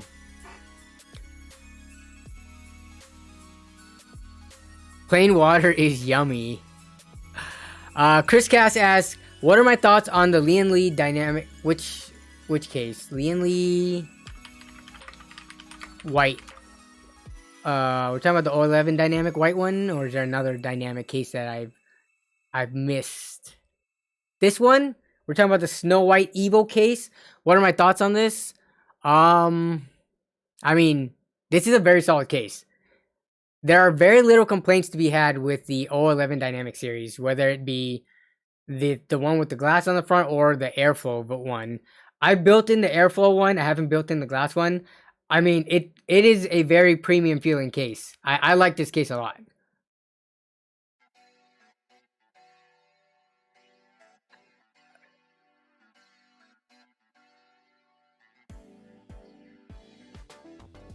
Shauner is a salute for ginger beer and tea. Okay, gotcha. I mean, if I really like energy drinks and stuff like that, but they're not the best for you. So I try to drink as much water as I can. Stone cold water equals the best. Stone cold? I've never heard stone cold water. Is that a thing? Or are you just saying very cold water?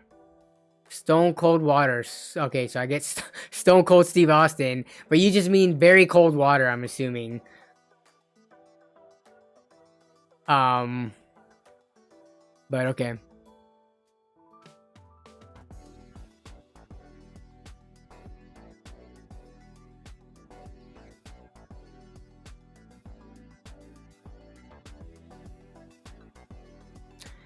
Tea, lemonade, and cherry Pepsi. That all sounds good as well. I try not to like water. I just get water because usually this is how it happens.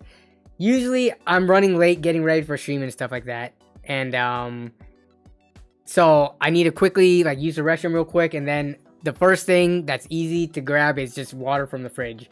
I guess I could pour myself like we usually have like lemonade and stuff like that, but yeah, water is just the easiest to fill up and refill whenever I need. So, and also when I like ice water, normally when you see me during the streams, this cup has ice in it. Because I'm always talking and then a lot of the stream goes by and a lot of the drink is left, if I put any other liquid in here to drink, like juices, soda, the ice would have melted and diluted it. Whereas with water, when ice melts, it's perfect. It doesn't dilute it. So that's one of the good reasons for stream, because, you know, I am here for 2 hours. The water or liquid usually sits here for a while. Not having a flavored drink keeps it from being diluted. So, yeah.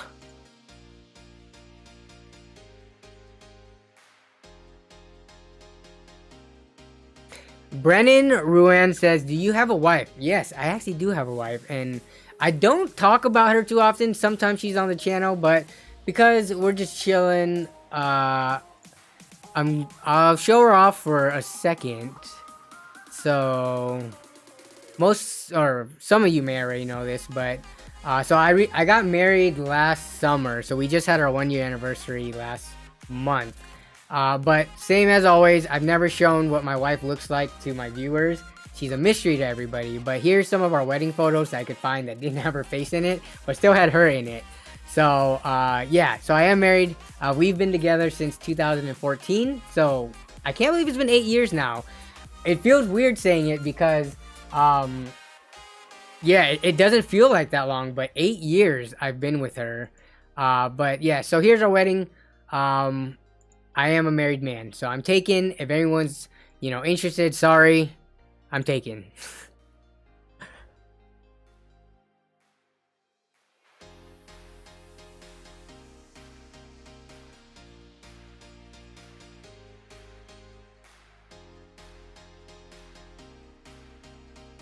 Patrick McGovern, I quit smoking too.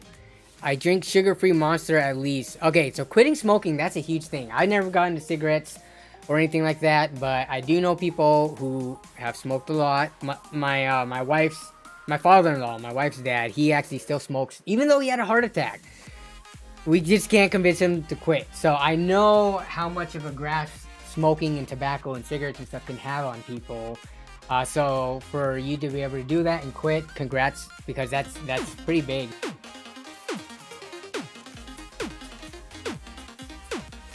Tap Sumbong, I love that name. Tap Sumbong 49 says best used GPU for 1440p high settings. Best used GPU. That's gonna be like I would say an RTX. Actually, no. So if you're an NVIDIA fanboy or can only go NVIDIA, RTX 2070 or 2070 Super, those are actually coming down in price quite a bit and will give you good performance on that. Otherwise, I think on AMD side, the 5700 XTs, 5700s, and honestly, we were just seeing RX 6700s for like $350. I wouldn't even go for a used GPU at that point. I don't know how much you have to spend. You need to also give a budget too, because that makes a big difference. Whether or not you should even consider the used market, considering how cheap AMD cards are getting. Alright, as the poll equalized out, more people didn't care about if there's a micro ATX motherboard in the tower. So, interesting. Uncle Bill, you've been smoking for 44 years? Dang. I mean, I don't know the science behind it. If you quit now, how many more years you're gonna get, you know, additionally versus smoking through the end of your life, but, quitting at this point seems impossible. Yeah.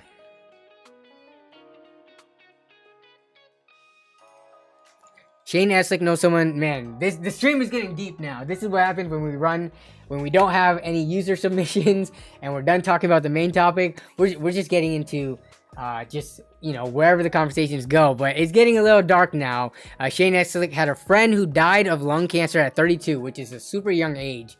And it's weird because you see some people who smoked all their lives and they make it to like 60, 70, 80 years old. And then some people like this, with Shane Eslick, smoking and died at 32 of lung cancer. So it's completely random, but I would think statistically, more people die younger than older if they do smoke. I guess it's just the lucky few that make it to the end of their life if they smoke the whole way through. But yeah, Jason, why do you always gotta do this? Danny looking like a snack right now. Dang, what up? Why? Why you always gotta troll like that? Kevin Ngo with a EVGA power supply deal. So let's take a look at this. Alright, so $63 with, is that like a code? So this is the Supernova P2 Platinum. Okay, this, I've not ever seen a Platinum power supply that's not A or S tier. But let's take a quick look at this real quick. Oh wait, there's no S tier. I could have sworn there used to be an S tier. Did they remove that in one of the updates? But alright, so we got EVGA A tier, top tier power supplies. Where is this Supernova P2? Supernova G2, P2, bam, right here. Footnote 11. You always got, remember, don't ever take this at face value. Always take a look at 11. Ball bearing fan, possibly not silent even at low RPMs. Okay, that's not a big issue for me. So yeah, this is a top tier power supply, 650 watt for 70 bucks or 63. Not bad. I'm gonna pin this. So anyone who needs a power supply. Wait, this is, I don't believe that they ever actually sell these for 180 bucks. I don't know what the normal price is on EVJ's website though. They have way too many products just to keep track of. But yeah, Kevin Ngo, thanks for the product find. I mean, this at this price is good value. I don't know what it normally is because it definitely, I don't think normally sits at 180. Yeah, so with something like this, you're getting really, you know, top tier components on in terms of the internals. You're getting top tier components, but you're also getting crazy long warranty. 10-year warranty, which is about as max as power supply warranties go from what I've seen. I don't think I've ever seen like a lifetime warranty, but usually the best power supplies that cost the most do have that 10-year warranty. So, yeah. So check that out if you're, you know, if you're looking for one. This isn't affiliate link or anything like that. No sponsorship here. Just helping people out. Cheapest brand new 600 watt power supply that isn't a time bomb. Probably around the $50. I mean, that's gonna be the EVGA power supplies that are not, that's like C tier. So let's take a look here. Like this one right here, 50 bucks, 600 BR. Pretty sure this is a C tier power supply. Ooh. This is a 600 watt white. This is a newer, I think this is a refresh model. So I think the 600 watt white got like a D or E tier, which I've used plenty of them from EVJ B stock with no issues. So again, take the PSU tier list with a grain of salt. But if you want a little bit more comfort, this 600 watt white for 35 bucks, I think for the most part, it's gonna be fine. Like statistically, if you take 100 of these, I think like upper 90% of these, if not more, are gonna perform just fine through the life of them. But if you care and you live vicariously through the tier list, let's see, we're gonna have to go a little bit further. The 600 BA, this one might be a C tier. So there are units you're gonna be looking at 40 to 50 bucks. I'm thinking for a unit that, you know, is gonna be pretty decent. That like say Gamers Nexus is gonna, you know, pass with their new power supply testing. Gamers Nexus, it seems like they aren't as strict as some of the other testers out there for power supplies. Like for their very first ever testing of their equipment, they tested some of these like really low tier power supplies that are found on the E and D tier, and they said, you know, there wasn't any major issues with them. So, you know, do your research, look at multiple sources, and make your decision based on that. But I would think 40 to 50 bucks is going to be as low as you can get 600 watt wise and feel relatively safe. Nude HD XYZ. What is this? Get out of here. Ultra has the lifetime warranty if they're still doing that. Ultra what?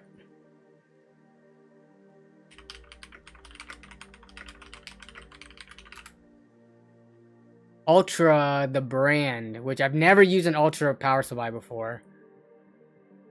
Or is Outer Vision? How old is this? Let's take a look on Newegg.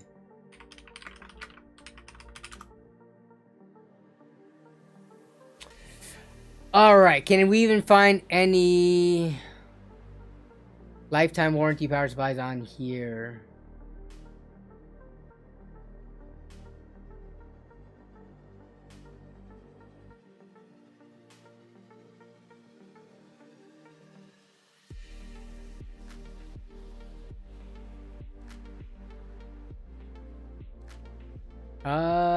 I'm not seeing anything.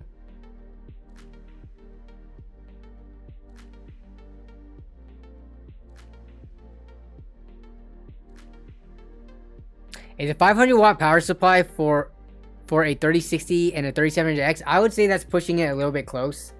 You could probably, you could probably build a system with that and it works and it should be fine. Let me see what the 3700X is. PC part picker.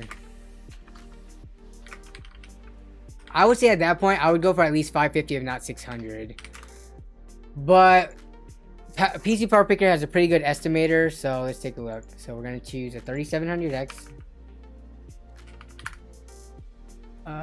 Okay. And then we're going to choose a graphics card. So we're going to choose... And there are different versions of the 3060. I'm just going to pick... let's pick the For the Win one. One with 3 fan cards. Okay. So, estimated wattage. Okay. If we put everything else in, it's not going to do anything. Is it really that low? If so, then I changed my answer. 500 watt should technically be fine. Everything else, the fans, the drives, the RAM, the motherboard, the chipset, it's not going to use that much more power. So, I didn't realize that the 3700X... I guess even if you overclock it, it's not going to run it that much higher. So yeah, you should be fine with 500 watts. I take my answer back. Starting to forget all the numbers associated with all the different parts. Anyone has a Tough Gaming 550 watt 80 plus bronze PSU? I've used that one before. Asus Tough, that's a B tier power supply. Solid units for... The prices have gone up, I feel, on Amazon because people have started to learn about it. So they're not always as cheap as what they used to be. You used to be able to get it for 40 bucks for like the 650 watt. 40 or 50 bucks. Now they seem to have gone a little bit higher. When is the newest LAN party stores coming out? That's sometime in September at the earliest, which we're about to be in September. But yeah, I haven't really had a chance to work on it, unfortunately. So...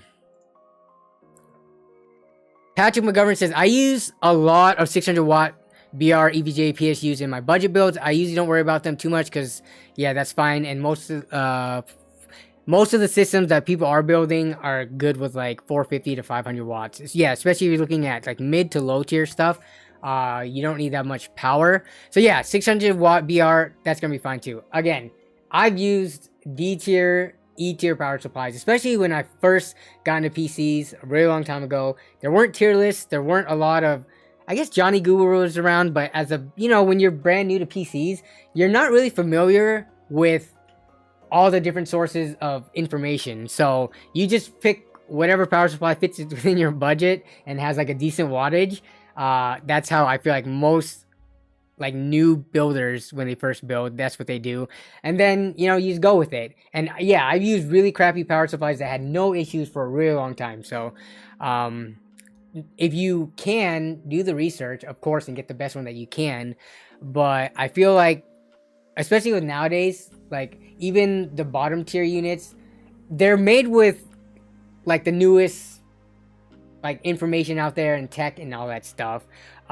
They're crappy power supplies now, I feel like, should be better than the crappy power supplies from 10, 15 years ago. So, Chris Cass asked an interesting question. Why do you promote things on the budget and not the very expensive equipment? Sometimes I cover higher end equipment. Like when I covered my own personal system, that was like you know, an i7 build with the 6700 XT, not super high end, but you know, decently upper mid tier. And I've covered higher end systems when companies have sent me stuff to review. I covered the 3080 on release. So for the most part, I like focusing on budget because I personally have the most fun playing with cheaper hardware and things like that.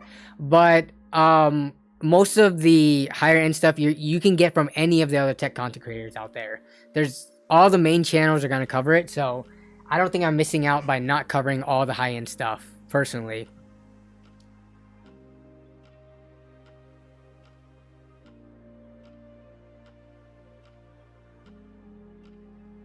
Okay.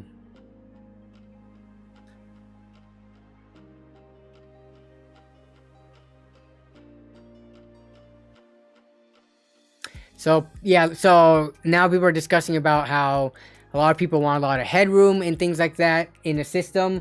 Honestly, I think 650 or like 600 to 700 watt is the sweet spot. The new graphics card coming out, yeah, they're supposed to consume a ton of power, but I feel like if you're operating in like the mid tier, a 6 or 700 watt power supply is still gonna get you a really long ways. It's only when you start getting into like the really high end cards that you start need to pushing into like the 800 to 1000 watt range. But I feel like that's not most people. Like most people here, actually, I love how these discussions naturally bring up questions that we can run really good polls for. How...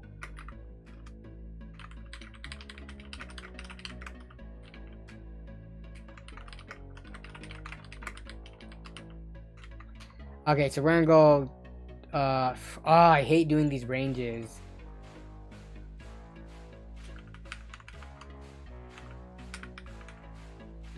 Actually, 400 to 500. 501 to 600. 601 to 700. 700 plus. I'm gonna go to 6. Okay. Alright. Power supply question. Assuming you have a desktop PC. If you have a laptop or if you don't have one, then just please don't answer so you don't skew the results. But yeah, so for me, shoot, what is the unit inside mine? I think it was a 650 watt. I've already forgotten. I would have to open it up to take a look or rewatch the video that I made on it. But wow, lots of people with 750 plus. I feel like most of the people aren't using hardware that's fully utilizing it though. So if you have a 750 watt plus and you're watching the stream right now, I would assume that you have a lot of headroom, not because you actually need all 750 plus. Kevin Ngo's got a 600 watt power supply. David Brennan has a 650 watt. Dreadnought has an SF 450. Okay, platinum. Wait, what is this going on? I have a SF 450 platinum power supply and a Ryzen 5 5600 A520 ITX motherboard. Planning on a GPU yet. Any ideas? Shooting for RX 6600. The price goes lower. Or wow, okay, we need some spell check and grammar check on here, because that was really hard to read. No, you go for the RX 6600 or 6600 XT or the 6700 we just saw for 350 bucks. Okay, no, you have a 450 watt power supply. You should be fine with all of those actually. Just make sure it has the right connectors, because the 6700 XT, it might require an additional 6-pin. But yeah, RTX 3050, very bad value right now. 1660 Super. Why get that when you can get an RX 6600 and get way better performance for basically the same price? Kevin, let's see, Shauner says, Shauner, here we go. Shauner is the person who's voting for the 751 Plus. I have an NZXT C1000 power supply I ripped out of a pre-built before you could buy them. Oh yeah, because NZXT recently released some of the units that were only available in the pre-builts. When did I talk about that last? But oh, I think it was when I was looking over the pre-builts and I was trying to find the specific unit. But okay, so you're able to get one like that. Otherwise, I'm curious what size you would have had, Shauner, had it not been for you, you know, finding that in a pre-built. But Timothy Perez has a 850 watt for a 6900 XT and a 5900X. Okay, that's very fitting. That makes sense. I wouldn't really question that. JG Wright. For me, I found that with how long I keep the computer on, the system doesn't reset with 750 watt or more. I had a 650 watt Fractal PSU and it would reset once a week. Interesting. I've never had a system reset. And when you say reset, are you thinking about like there's a power spike that caused the power supply to shut off? But would it restart in that case? I guess I've never had a system have issues and basically reboot due to the power supply. I suppose it's just shutting off, but wow. Very surprising results. I was thinking 600 to 750 watt would be what most people had in their systems, but based on whoever voted, leading the pack is 750 watts or higher power supplies. It's looking like most people are in like the 800-ish. Brendan Ruin says, what are my opinions on buying refurbished parts? Refurbished parts are fine. That actually, refurbished parts could be better than buying in the used market, because I'm assuming when you say refurbished, you're talking about from like a retailer, like Newegg, Amazon, something like that, maybe even eBay, where you get some kind of warranty. I would rather buy a refurbished part if it was, assuming it was the same price, than buying something from someone locally on OfferUp. Because OfferUp, if I take that part home and it dies, I'm screwed. The guy, if he's nice or if they are nice, they might refund me the money, but they could have said I broke the part.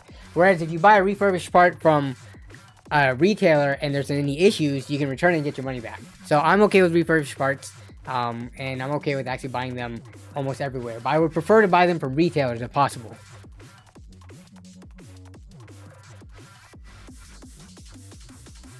Shauner says, I 1000% don't need 1000 watts. Thank you for, you know, at least being honest about it. I have a 5600X and a 3080. Yeah, you definitely don't need that.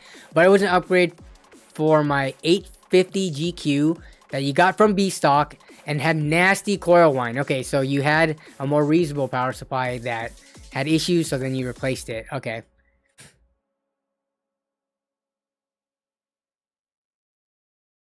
And yeah, if you run into a situation where you can use a higher end power supply, or that you get a high end power supply for whatever reason, then that's fine. Like if you could find a 1000 watt power supply for $50, then yeah, it makes sense to buy it. And people are gonna ask you, why did you buy it? It was overkill. It's because it was priced very well.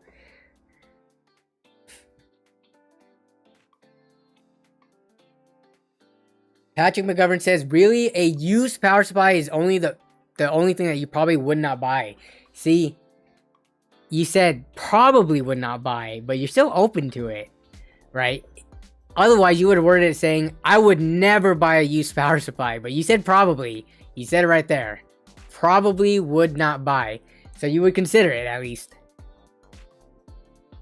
Hey, Shane. Hopefully you have a good appointment at the doctor's. Thank you for, you know, attending stream as always. Hope you have a good rest of your week. Chris Cass says, what would be your best build right now if you could build a PC? What would be your best build? I mean, the best build would be either Ryzen 9 or i9 with the top-end graphics card. I don't really understand this question, but if I guess would to redo my PC and I had no budget, where they let me spend whatever I want, would I go i9 or Ryzen 9? Honestly, I think I would go Ryzen 9, just for the more cores and threads. And then graphics card wise, that one's tough. I would probably stick to AMD. I have no issues with it. Yeah, and then I would just like go crazy on the RAM, like 64 or 128 gigabytes, some 4 terabyte SSDs, things like that. So yeah, it's not hard to put together a list of like the best parts available. Did I see the pictures of power supplies are being dumped in China Bitcoin farms? I have not. Power supply waste. Bitcoin China. See if I can find this without even knowing the main article. Power supply dump. Bitcoin China. Would that come up with anything? I've not seen the picture that you were talking about specifically, but I'm just seeing some pictures of farms here. So, no. I have not seen that. Okay. I would only buy a used PC if it was 20 bucks. What if it was 30 bucks? Technically, EVJB stock, because they, you know, they repair and they test the power supplies to bring it back up to working order. They have plenty of used, refurbished power supplies for like 30, 40 bucks. They're really good deals because it's like higher-end power supplies that will cost double the amount. So, I would definitely spend more than 20 bucks on a power supply, but I have spent 20 bucks a lot of times for the, you know, the very famous 600 watt white efficiency EVJB stock unit, which hasn't been, I don't think they've been coming around as of late. Let me see. Let's see if those power supplies are even there. I wonder if there's too many issues with them. They just like cycled them out. All right, we got EVJB stock right now. Yeah, so there's nothing under 20 bucks. And the $25 unit right here is a 450 watt. So 600 watt white unit is not always here. I don't know, for those of you who normally check out EVJB stock every single week, have you seen the 600 watt $20 white unit recently? Yeah, Shawner is definitely a sim for EVJB stock. $20 for the 500 BRs a clutch. The main deal has been the 600 GD for 30 bucks. Yes, I picked up a couple of those 600 GD ones for 30. But I'm curious about the 600 watt $20 units. When's the last time you saw one of those? Yeah. So I would trust Shawner. He's a flipper, so he's definitely on top of those EVJB stock deals, and he hasn't seen one for a while.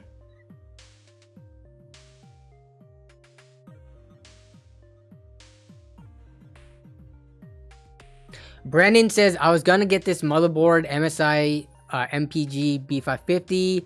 Okay. With a 3700X and a 3060. Is that any good? Do you already have the 3700X? I forget. If you do, then that's fine. I'm just curious why you would get a B550 and not just go for like 5th gen Ryzen. Especially with how cheap they are. The 5800X we just saw for like 216 bucks earlier. Kevin Go says, what's for dinner tonight? So, we actually went out and had some waffle fries. Oh man, I gotta show you the waffle fries from these places. But we went to get hot wings last night because my wife and I were craving them. There's a place called Wing Dome. It's a food party stream. So, Wing Dome. I think it might be just local to Washington State. If you've heard of it, let me know. But we went to a place called Wing Dome. They got these. The wings are good. They're not like amazing. They're not bad. They're good. But Wing Dome garlic loaded waffle fries. This is the main reason we go there. And I have leftovers. So they have these garlic loaded waffle fries, which if you look at this picture. Oh, come on. If you look at the picture. Oh, they're more loaded than this though. Oh, come on. They don't have garlic waffle fries. Is that better? Oh, here we go. Here's a better picture. You see in the back here, let me see if I can zoom in more. Because it's on Facebook. This is how I like to eat my waffle fries. With Parmesan cheese, garlic, and herbs just loaded. Basically, you're scooping that stuff up with the fries and eating it. This is actually a pretty weak sauce photo that's not representative. This is also kind of more weak sauce. Something like this with all that cheese and garlic and it's the best. Let me see if I can find it without Wing Dome in the search. Nope, weak sauce. Something like this is pretty representative. You gotta have a lot of cheese and garlic on there. Wow, they do not do it justice in the pictures. But yeah, that's for dinner. That and wings. We had some leftovers, so yeah. What are you all eating for dinner tonight? We're actually we're getting on the last like 5 to 10 minutes worth of stream. We've been going for 2 hours. Yeah, so I'm just gonna hang out and chill with chat. But yeah, what are you guys all eating for lunch, dinner, wherever the heck time zone you're in. We got barbecue chicken and Pillsbury crescent rolls. That sounds really good, actually. Barbecue chicken, fresh off the grill, or leftovers is the question. Yeah, waffle fries, so good. Waffle fries from Chick-fil-A, very delicious, but Wing Dome got some really good ones too. Dreadnought says, speaking of PSU, you guys use UPS for protection or blackouts or surges? I have a UPS. I don't keep it hooked up though. For my main system, what I think I'm gonna be doing though is I think I'm gonna hook it up upstairs for my router and for the router and what's it called? The router and the modem. So at least the internet can stay, because even when there's a power outage, I believe the internet still stays on.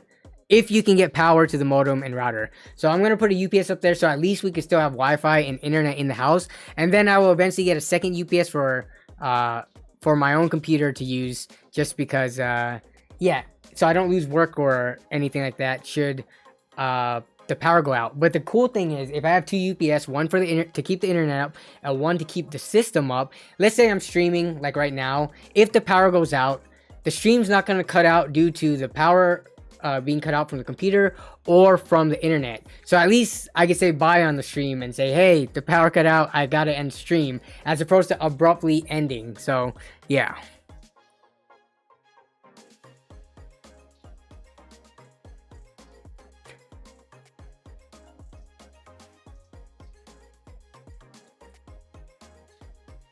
Patrick McGovern said, I would literally kill one of you for taco. We got Kairu Aquino saying dinner is Viet Bun Bao. Oh, Bun Bao, okay. So, just the...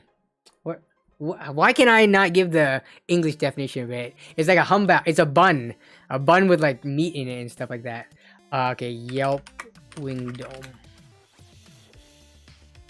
I love how Yelp has bad reviews of them, even though I've never had an issue there. Do anyone have the...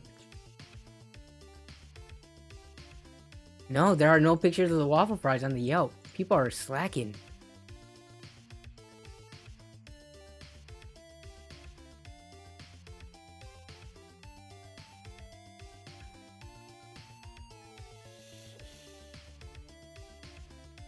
The boxes at the street need power too.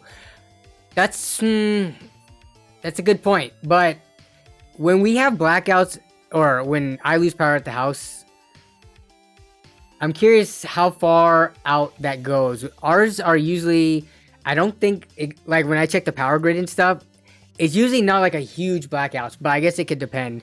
So yeah, if the box at the street that is in control of like the actual internet connection coming into the house, if that goes out, then having a UPS at the modem and stuff, that's going to be useless. Then all you are going to have is like your local LAN. So yeah, that's a good point.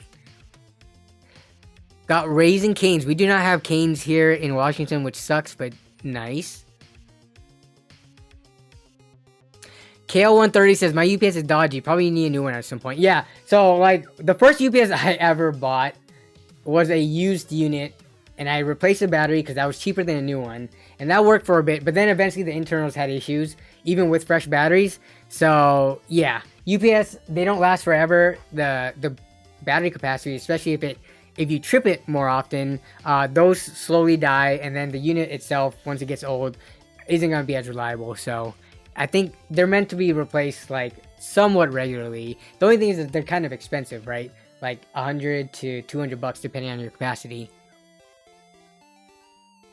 I don't even know what kind of a question this is. Do I consider myself a nerd? No, I don't. I just call my channel that, but I don't consider myself that.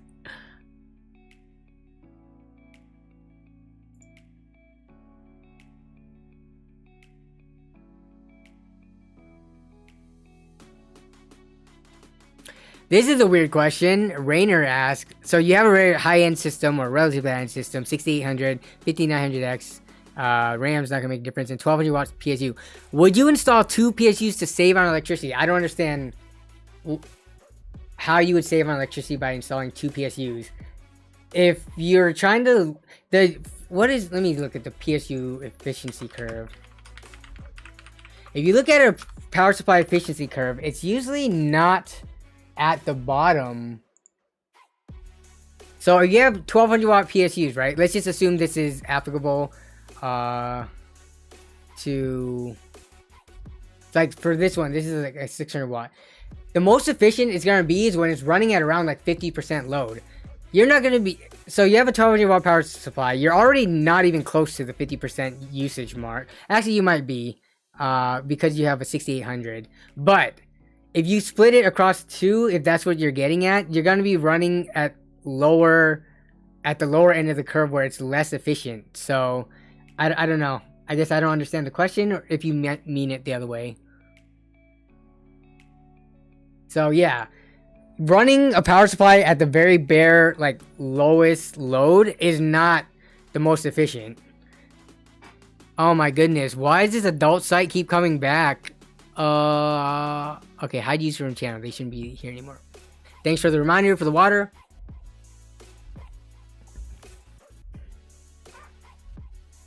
Yeah, if you want to save on electricity, underclock, undervolt. Don't get 2 PSUs. That doesn't make any sense.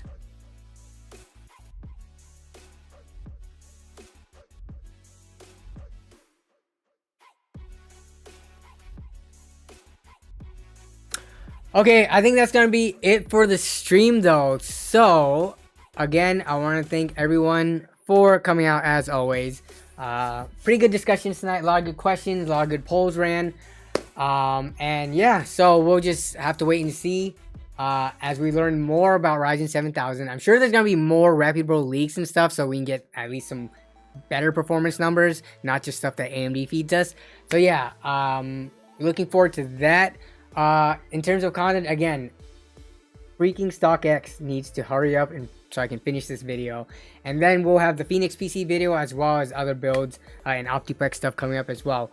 I hope everyone has a good rest of your night, have a good rest of your week and weekend coming up. It is PAX weekend here in Washington, so yeah, I will be attending PAX, trying to get some videos made for that as well, at least one video made for that, and I'm going to be meeting up with some people from out of state, so that's going to be fun. But yeah, everyone else out there, stay safe, and I will see you in the next video or the next stream next week. So take care, and I'll talk to you then. Bye.